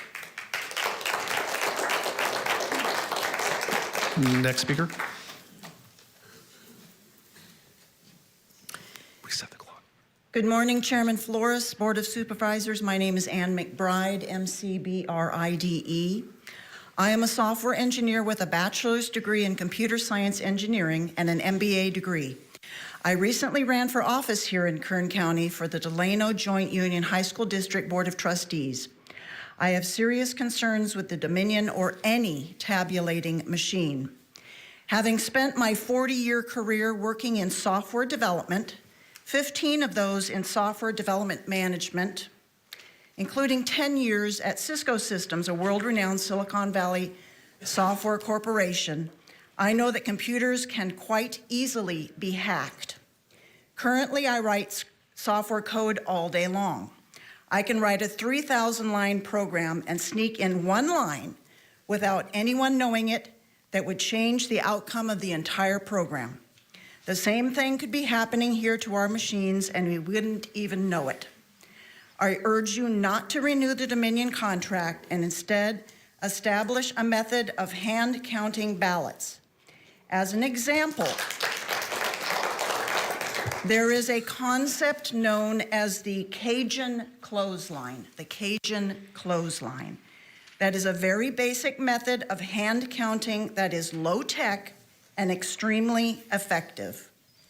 In addition to in-person ballots at precincts, all vote-by-mail ballots could be signature checked at the elections office and then transported in sealed boxes to their various precincts on election day, where they too would be hand counted at the precinct. This ensures local review and accuracy. Thank you for your time. Thank you so much, Ms. McBride. Next speaker. Good morning, Supervisors and everyone. Thank you very much for allowing me to speak. My name is Nayree Davis, Nayree Davis. In 1994, my husband suggested that we move from Orange County to Kern County, and I said, well, no way. This is the armpit of the state.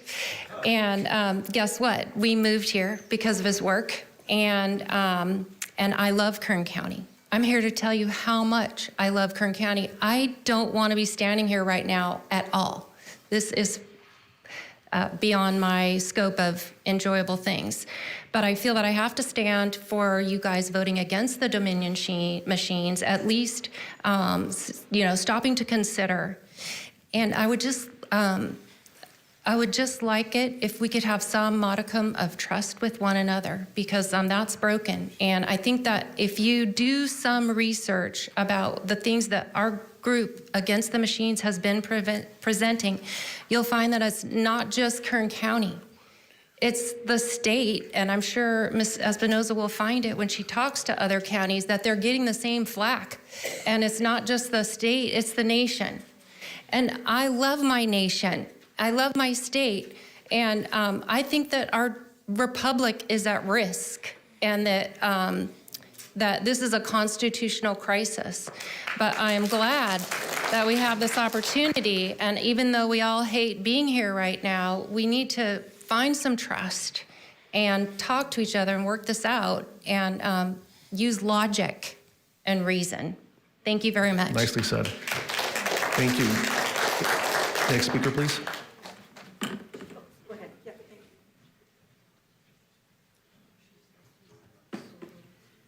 Excuse me, they let me scoot in because I've had a stroke. Oh, sorry. Good morning, Supervisors, all of you. Good morning. My name is Kathy Romley, and I'm speaking to you today as a Kern County resident and a taxpayer. I've been watching over these last weeks, and I've been dismayed by the accusations, misconduct, yelling out about mismanagement towards our elections department. There seems to be zero proof of any wrongdoing, or I have not seen any offered, maybe that's a better way to say it, of mishandling of votes or process. Besides being a waste of our supervisors' time and taxpayer money, these kind of accusations have real consequences. Recently, Dominion has brought a $1.6 billion lawsuit towards Fox News. That's billion with a B. And as a result, a legitimate company has been virtually imploded and lost the ability to function. They've been unable to sell their product. There have been lies and falsehoods spread, and the idea that these untruths have been publicly proclaimed have caused real and irreparable damage. Everybody wants a fair election, but saying things that are not provable or proven does not help that cause. I assume that all 5 of you supervisors are operating under the assumption that you were duly elected to the positions that you now hold. Am I right? These false accusations serve no purpose. They only cause harm to our system and to our democratic process. Any system can be made better. I suspect the elections department could use additional workers, more polling locations, translations in both written form and with diverse language speakers, to name just a few benefits. Ms. Espinoza today highlighted so many things about the election department that I think most of us didn't even know or were aware of. What is not tolerable is for unfounded accusations to be made week after week. This idea that this can continue is unacceptable. I assume that Kern County will want to not be a platform for false claims. Thank you, Ms. Wormley. Are we done? Yeah. Okay. Okay. Thank you for your work on our behalf. Thank you. Next speaker, please. Hi, my name is Karen Cornett, and I'm going to talk about the 12,000 extra votes that were counted. So according to the numbers, we had 309,000 votes in the 2020 election, yet 12,000 were extra. So if you take 12,000 from 309, that gives you 297,000 votes. So that 12,000 of the 297,000, that's a 4% error rate. Yet the Rice University study says if you hand count, it's up to a 2% error rate. So the system that we are currently using, Dominion, has a 4% error rate, and that's in the numbers right there. So if we want to continue with the 4% error rate, then we can continue with Dominion. But if we want to lessen the error rate, let's use another system.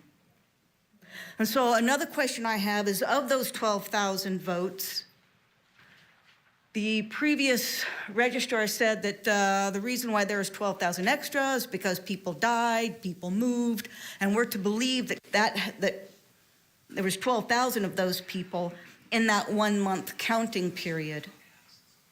Well, I did some little research on Google, and in the month of November 2020, Kern County reported 512 deaths. So if you bump that up a little bit more for December, or add a couple days, it's just a little over 500 deaths.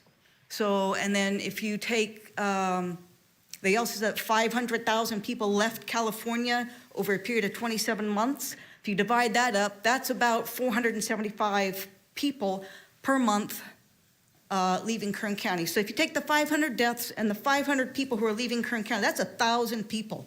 And that assumes every single one of those people are registered voters who voted. And we know that that's not true. Thank you, Ms. Cornett. So where's the other 11,000 people voting? We need to find that answer. Thank you. Thank you. Next speaker.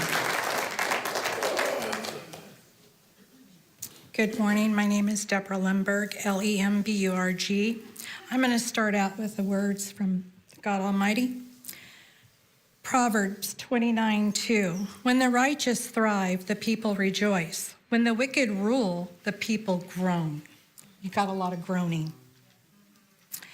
As a citizen and a taxpayer of Kern County, I wanted to remind you, you work for us. The people. We, the people. I worked the Newsom recall election and had concerns as to why a random person showed up before the polls opened and put what appeared to be a USB in and was there for roughly 5 minutes. That same person returned around 4 p.m. and did the same thing. Also, the voter rolls from 2020, I got a disc of those and processed them and found over 200 people who voted in the 2020 election, all born on January 1st, 1900. They were 120 years old at the time of the election in 2020. You know, don't you think we would be getting asked questions? What's going on with Kern County water? We're living to 120. At this time, I'm asking, no, I'm not asking, I'm demanding the fraudulent Dominion machines and all software be tossed from all future Kern County elections. My question to you, and you, Ms. Espinoza, is why do you fear the removal of the machines? Do your jobs depend on them? Are you selected? Mr. Flores, after your comments made Thank about you, the Ms. Lundberg. constituents Ms. you Lundberg. represent, you should be ashamed of Thank yourself, you. and I demand Thank you for your your comments. resignation. Thank We're you. gonna Next speaker. recall you. Next speaker. Next speaker. 1, 2, 3. Afternoon, Supervisors. Thank you. Good morning. My name is Cameron Lormer, Lorimer. So I wanted to make a few comments on the presentation, and a lot of this has to do with what we can and can't do here as a county. So as far as do we have to follow all the voting rules and regulations of the state? No, we don't. You guys as county supervisors have two options, ways to make that work. One is the lesser magistrates, which gives you authority to stand on behalf of the people and overrule those laws. And that would be, an example would be for a mayor or city council to protect those under their localized authority from immoral decrees from the governor, Congress, or state legislature. The second thing you can do is you can develop and charter our county, and that takes over most, if not all, of our voting control here locally. And so that would be an obligation to you. Now, when we look at a number of other items that were brought out about integrity and ballots and that type of thing, working with other counties, I'd recommend, you did mention San Joaquin, but I would call their sheriff's department because they just arrested a city council member for voter fraud. And he was racketeering. So he created that. So I'd be talking to their sheriffs. That's public knowledge now, and you can find that if you research it. Shasta, of course, they are working to abandon the machines themselves. And what I'll say, it's we the people, it's our money, it's our funds. And we don't want those machines. We want one vote to count, and our vote, and to go to the right person, regardless of how it's voted. And we believe that the old system of one day, one vote, ballot votes, and no machines is the best way to do it. And cost-wise, there are a number of efficiency factors that we can go ahead and introduce. I do have, as one of these documents, and I'll leave these for the supervisors to look at and review. I have some statistics that say that in the 2020 gubernatorial, that there was a miscount of 39,000 between that's certified low. Thank you. Okay. And the second thing is testimony from the Fox, and that's direct testimony. Thank you. Mr. Chairman? Supervisor Couch. I'm just going to ask this gentleman if he would leave his contact information with Mr. Also. If he's willing to do We're going to that. reset the clock for you. Thank you.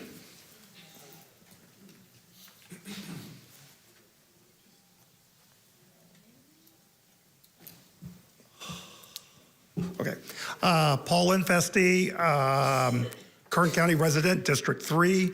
A lot of the things I'm hearing today really don't have that much to do with the Dominion machines themselves. Things like ballot harvesting, those are other issues. But we're talking about strictly about the balloting machine, the tabulator. I guess you would call it tabulators. But I've been voting in this county since 1976 when I turned 19 years old, and I don't ever remember voting on a ballot which was a type of paper ballot that would be hand counted. It was those punch cards, you know, where you pull down the lever and hit down. Remember the famous hanging Chad controversy years past.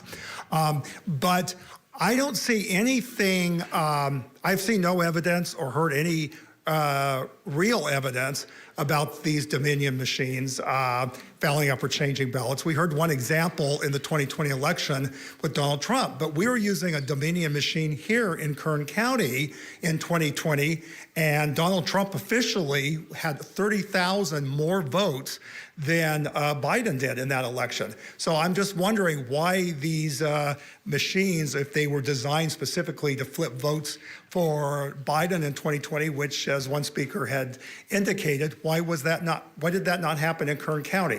And the same thing with the recall election, which was also brought up. The recall election had for our current governor.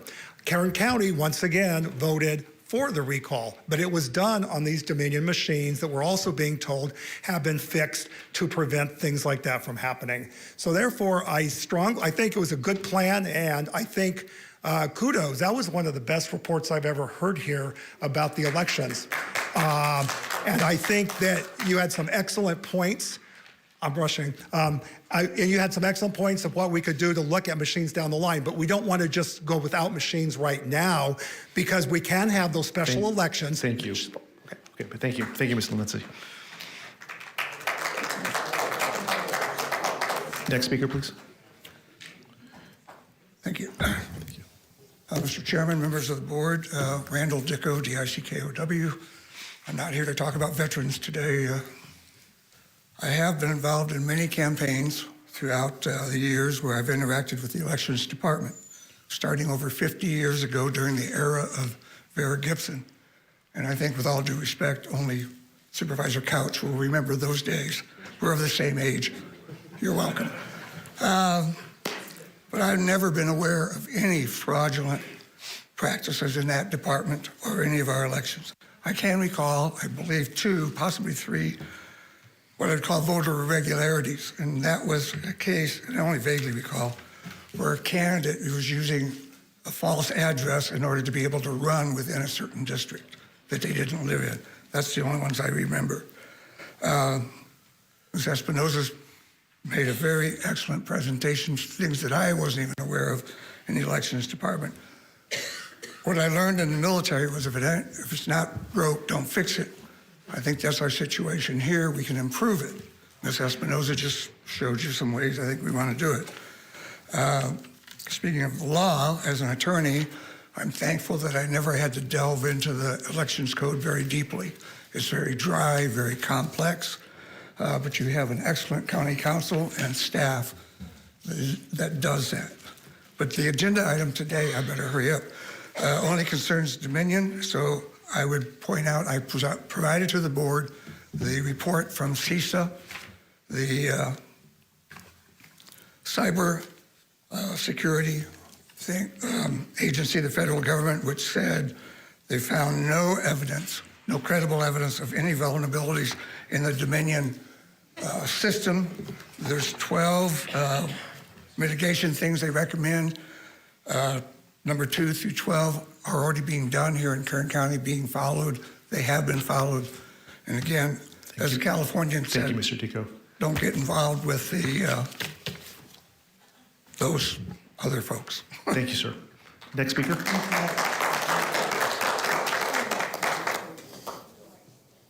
Good afternoon, supervisors. The name's Russell, 2 S's, 2 L's, Lemberg, L-E-M-B-U-R-G. This was my first board meeting. Been moved here in 1991, loved Bakersfield. The reason I'm here today is because of your disparaging comment to half the population. I truly believe that you owe half of the population of Kern County an apology.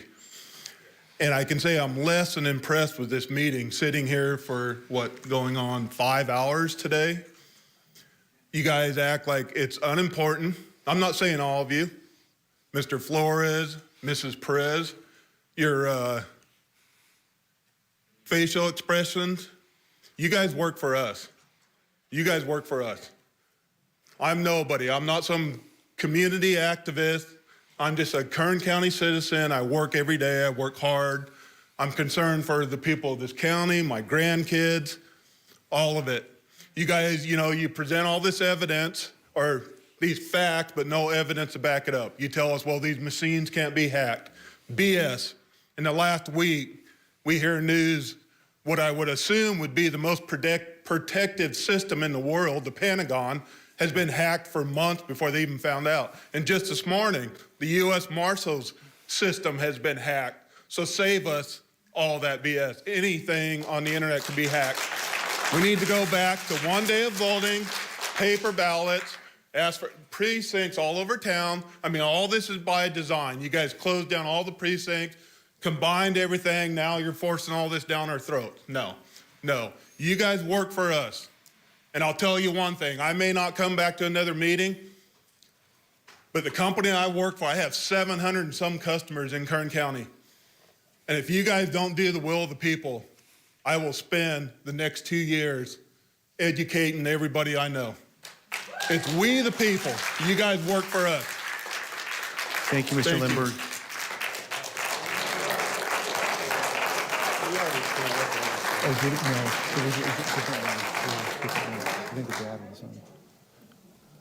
Jess Sanders.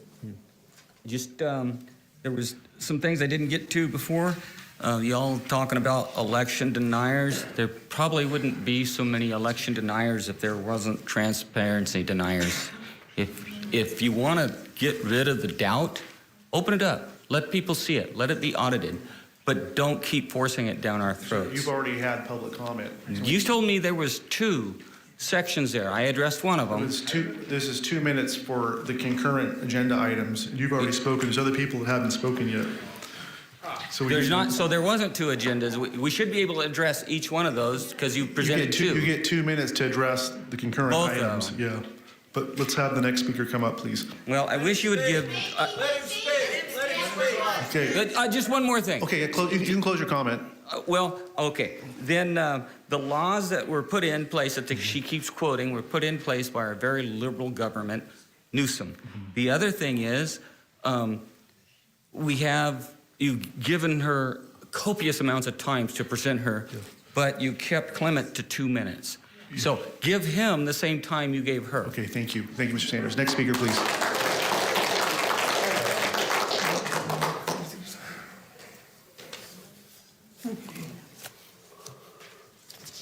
My name's Tommy Russell, and I know several familiar faces on this board. Anyway, I've listened to this and heard some debate other places. Here's the thing. You don't have to renew your contract with whoever today. You can take a year, maybe 2. If you've got that many people questioning your integrity, call some other companies in that do this, and the one we got now, and have them make their presentations and prove if they've got it right. And then you can decide based on your experience with the company's voting for them. You don't have to decide this thing today, but you've got time, take the time, get other companies, and don't go with the lowest bidder. Thank you, Mr. Russell. Next speaker, please.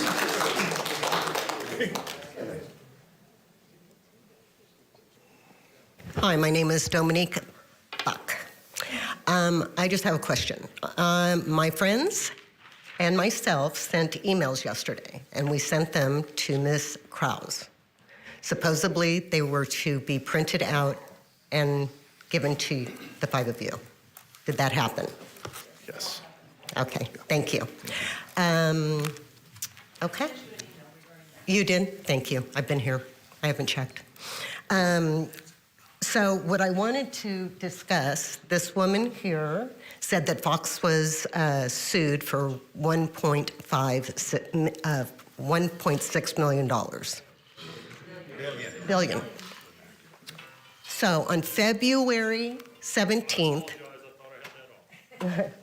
on February 17th, 2023, Gateway Pundit published a report, and here is the headlines. Huge Fox News filings shows Dominion Voting Systems executives, including Eric Coomer, knew its voting systems had major security issues, was hacked, and was riddled with bugs. That's all I have to say. Please read the article that was given to you. Take it into consideration. Please take your time in voting for this. And I thank you for your time. Thank you, Ms. Buck. Next speaker, please. Good afternoon, board members, staff, people in the audience, and those online. I have a few questions to ask the department heads over here before I start my presentation. And your name, please? Dennis McLean, MC, capital L-E-A-N. I want to thank Mary Bedard for putting this presentation together, and I want to thank Amy for following in her footsteps. She's doing a fine job. And you, sir, did you write this presentation yourself, or did somebody else give it to you? I know you can't answer that, so that's okay. I've spoken to this board many times concerning the integrity of our county's election process. The citizens of Kern asked the board to hold back the Dominion funds for a period of time to give you members more time to research the corruption linked to the Dominion voting machines. If you have forgotten, this county belongs to the citizens, and your board works for us. I know all of you took the oath when you sworn into the office to enforce the U.S. Constitution and the California Constitution. I would like to recite Article 2, Section 1 of the California State Constitution. All political power is inherent in the people. Government is instituted for their protection, security, and benefit, and they have the right to alter or reform it when the public good may. Did you hear that? Sir? Yeah, I do. There's no timer on right now. Oh, thank you. Thank you. Yeah. Thank you. Thank you. Before we go to the next speaker, I'm not done. Oh, I thought you were done. No. Okay, go ahead. Gee. In closing, I would like to remind us of a quote by George Washington, our first United States president. Quote, "The power under the Constitution will always be in the people. It is entrusted for certain defined purposes for a certain limited period to representatives of their own choosing. And whenever it is executed contrary to their interest, their servants can and undoubtedly will be recalled." Thank you. Thank you. Before we go to the next speaker, I want to engage our CAO, Mr. Alsop. We do have a long closed session before us still. We have PM session. So I'd like to break AM session, end, we have some speakers in line still, end at 1:15 and continue back at 2 o'clock after closed session. We'll continue this item. Please proceed. Hello. My name is Mike Senot, and I'm from Ridgecrest. I'm a Kern County resident, but I don't live in Ridgecrest. I see a lot of gray hair and no hair behind me, and I call that wisdom. There you go, no hair. There's a lot of wisdom here, and there's a lot of, each of us has our own awareness. Our awareness is the sum total of our heredity, our environment, and our life's experience. My awareness includes 25 years of sitting behind a computer, programming in a Microsoft environment. I also have a political science and finance degree. I also understand the nature of data and interconnectivity over the wire. And this is really the message that I want to present to Ms. Espinoza. You're an elected official. I would like you to understand one thing and convey this to your fellow clerks. There will never, never be a voting machine, electronic, that will be trusted. You may come up with one that can be, but you'll never convince any of us that that can be done. So what you're looking for in this state, and you're stuck in the middle here. I don't see you creating the law. You're stuck in the middle. You're supposed to follow the law. And the laws make it impossible for you to do your job, to count the votes. So my message to you is to convey to your fellow county clerks. Thank you, Mr. Sinod. That ain't gonna work. Thank you. And it will never work. Thank you.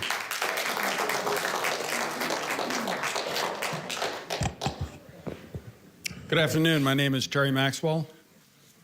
I have a saying, I'm going to listen to you with my eyes. And I think that a lot of us are listening to what you say with our eyes. Each one of you are invited to a presentation by Dr. Frank. I believe the CAO was invited. Ms. Espinosa was invited. You all claim to be interested in knowing and representing your constituents, yet none of you showed up. So how interested are you really in knowing whether these machines can be hacked in or not? Have you ever, excuse me, have you ever talked to a hacker? Have you ever talked to, I happened to meet one over at the garden show over the weekend.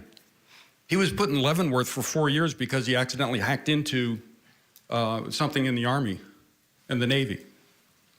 And I asked him, can these machines be hacked into? He said, absolutely. I've talked to 3 hackers now. They all say the same thing. These are one of the easiest things to hack into, yet none of you seem to be interested in hearing that. And I'm not sure why. Let me remind you, the burden of proof is on you, not us. You should be asking Dominion and demanding from them to know what's inside your machines. Can they be hacked into? All the hackers will tell you, yeah, they can. Look, I'm sure that the CAO can tell you that they have software in this building to try and keep people from hacking into your own computers. Yet people are trying all the time and you have to change it. I urge you to give us some time to show you some evidence, and since you're not willing to, since you're putting the burden of proof on us, give us 90 days to come back with you with some proof. Do not make a decision today on this 3-year contract. Thank you, Mr. Maxwell. I think Supervisor Perez, did you want to say something? Terry, I just wanted to indicate to you, and we're friends. I know that we're in a heated situation here, but I was very much looking forward to being at that meeting. And the CAO knew and my staff knew. We were excited because we got to work through this, Terry. We're neighbors here. And I didn't get that information. I think it was just a miscommunication. So I can only speak for myself in saying that I very much was wanting to learn and hear and learn more because, Terry, you're a smart man. The potential of hacking our system is not proof or evidence that it's been done in any meaningful way here. And that's what we're still waiting for, Terry. That's fair, and you know it. I can tell all of you that if you want to watch that presentation, it is available. If you want, I'll send it to each of your emails so you can sit and watch what Dr. Frank had to say. It's on Rumble. Specifically looked at Kern County. It's on Rumble. Okay, thank you. Thank you. Good afternoon, Board. My name is Charles Shinn, S-H-I-N-N. I'm also a veteran. I want to appreciate Amy for giving that long, may I say, bureaucratic brief on all things bureaucracy. You know, you can't get there from here. Does everybody own a computer that's been hacked or a phone that's been hacked at some time? So the whole idea that, you know, you have an inside security expert tell everybody that, you know, we're, you know, the safest election ever, votes aren't tampered with. I can appreciate that. But the Office of OMP, are you familiar with that, sir? The Office of OMP? That was hacked by China. 3 million veterans, personal information, including DNA, because they take DNA from veterans nowadays, all that got hacked by China. And you know how I found out about that? I was sent a letter by the government letting me know that my information's out there. There is no urgent demand to approve Dominion at this time. The last contract has already expired. So that gives Kern County an opportunity to conduct a comprehensive review of all things election integrity.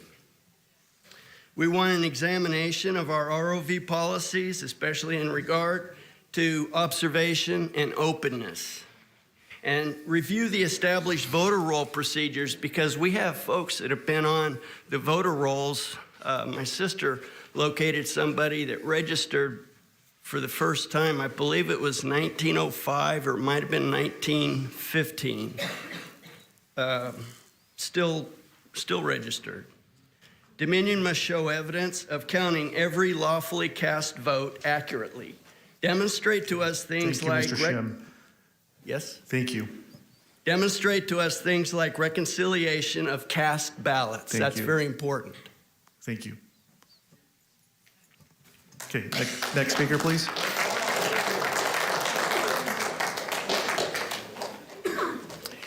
Good afternoon. My name is Joyce Perrone. If I could sum up the past 2 years, it would be don't believe my lying eyes. We watched BLM protests with burning cars behind the newscaster and was told it's mostly a peaceful protest. We watched a plane leaving Afghanistan with people hanging off of it, and we're told, yeah, that was a successful retreat. We were told that if you get vaccinated, you would not get COVID, but now we know that the vaccine did not stop us from contracting the disease, and natural immunity was even better, but after we lost our jobs. We saw prices of gas and food skyrocket, and yet we're being told inflation is transitory. We saw a huge balloon the size of 4 school buses flying over our country, and we're told it's a weather balloon, but now know it's a China collecting information. We saw plumes of smoke, black smoke, and fluorescent water in East Palestine, but we're told, you know, it's safe to drink the water and breathe the air. On the night of the elections, we saw and heard about lights going out at 10 o'clock and people going home, windows boarded up, and not allowing observers to see in. Workers feeding the same ballot into the Dominion machines numerous times, and numbers going backwards on the votes on the news before our very eyes, and yet we were told Joe Biden won. Personally, I saw hundreds of ballots go through signature verification, where beautifully cursive names were compared to block manuscript and were counted as valid. Can you blame us for being skeptical of the election process? No wonder we're clinically diseased and election deniers. Now we see other reports from various sources, along with the Dominion employees that are whistleblowers, that are saying the machine is in major scrutiny, issues, hacked, and is riddled with bugs. Can we please slow down and take a closer look at what's going on? Can you all be brave enough to have our county go back to paper ballots so that citizens can feel free that they have a free and fair election? Can we be smart about our money and not spend it on machines that we don't want? Can we use common sense and change things so that we're not a banana republic? Vote no on these Dominion machines and don't renew our contract. Thank you.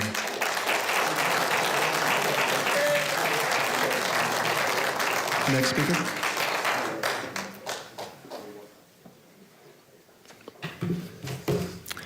That's my wife, by the way. As you can see, I'm a lucky man named Greg Perrone. And Amy, I thank you for that presentation. There was a lot of information that was new to me, and it was informative. It was long, and no doubt, and no one's going to argue that. But I think you made an excellent presentation of why we need to separate the Registrar of Voters from its current position. Not less than 12 times did we hear it's a lot of work. We worked hard. We were just able to get it done. I think you made our point very well. Thank you for doing that for us. I don't think that was your intention. I just want to leave with this comment specifically. What is the single most effective way to disenfranchise a voter? Let that sink in 2 seconds, 3 seconds. I say it's breed a lack of trust. You don't have to cheat. You don't have to flip votes. You don't have to manipulate anything. Just breed a lack of trust. This weekend at the home show, I had dozens of people. Why should I vote? It's rigged. My vote doesn't count. Distrust. Distrust. That is the ultimate in voter disenfranchisement. So I'm asking you, our board, to consider taking a pause on renewing a contract that's already expired, number one. Number two, shoot down aggressively this idea of renewing for 3 years, especially in light of the fact that Kern County has been named in a lawsuit. We don't want to do anything hasty and mess that up. But just take that time, look at everything, and say, what's the hurry? We have time. There's no election where we need that machine to count ballots until next year. Thank you for your time in this matter. Thank you.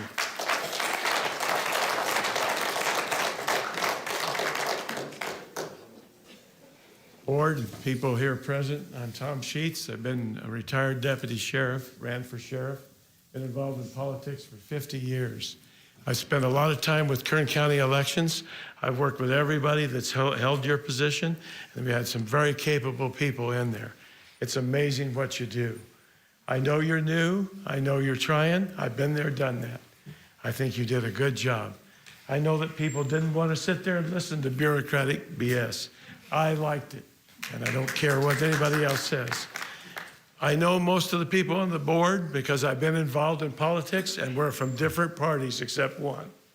So I'm not in here to rig anybody's election. Obviously, the chair knows that. So I would tell you right now, this is a plant. This is the kind of thing that comes when you get news from an unreliable source. We know what that source is. Obviously, they're going to get sued. $1.6 billion. I've read the bill. You can go online and you can read the damn pleadings. I work for a law firm. I've been doing this ever since I left the sheriff's department. I supported Donnie Youngblood for sheriff, and I'm a Democrat. I don't necessarily always go down the right path, or I pick the path I think that's the best road. I think you're making a mistake. I think you're putting too much pressure on the board, and I think Dominion's getting a bad rap. I've seen all your stuff. If you don't like it, that's the way it goes. This is my 2 minutes. Let him speak. I think you're making. If they make an effort and they screen it, I'm going to go with it, because even though I didn't support them all, I'm going to go with their decision. Thank you. Thank you, Mr. Sheets. Next speaker. Hello, my name is Charlotte Thornton. That's Thornton with 2 N's. I want to make everybody know the difference here. We are a republic, not a democracy. There's a very large difference. And the distinction actually boils down to the most important thing that a citizen can have in a republic is their vote. It's so important that all of you are taking very seriously the time that we're living in. As I stand here now, and this is being recorded, I can't believe that I have to say I fear for the future of my nation come 2024. Err on the side of just basic paper ballots, if for no other reason, it may save the nation. And if you're not for saving the nation, then that's a big problem. Let's not go down that pathway right now. But what I wanted to say is, I've been before, worked for defense contractors, typically in bidding and marketing, and there's always a government agency puts out a bid, and there's two bids put forth. And I would very much like to, for free, I'll do this. I used to write bids and send them over into the civil engineer, Corps of Engineer, this kind of thing. They said, Charlotte, that's the best 600-page report we've ever received in Hoboken, New Jersey. I'll do it for free. I would like to counter what her very, very good presentation. I've seen them at Edwards. I've worked in all these different kind of spheres. And I think that you all are not being served correctly, that you don't have a very good presentation, and I'm very serious, on the benefits of paper ballots. And so I'm happy to put in another proposal so that you have a comparative analysis. You cannot learn anything, really understand what you're dealing with, if you don't have something to compare what you have here. You need a comparative item. Thank you, ma'am. Thank you. Next speaker.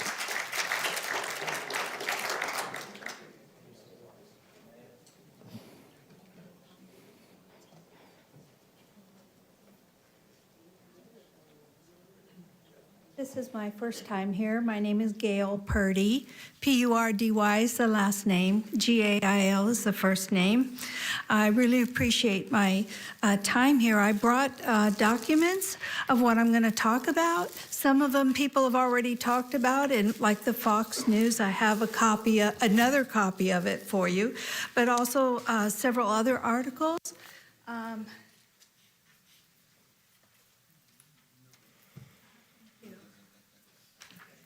I have to say I've really enjoyed this time here. I'm from District 2, Mr. Scribner.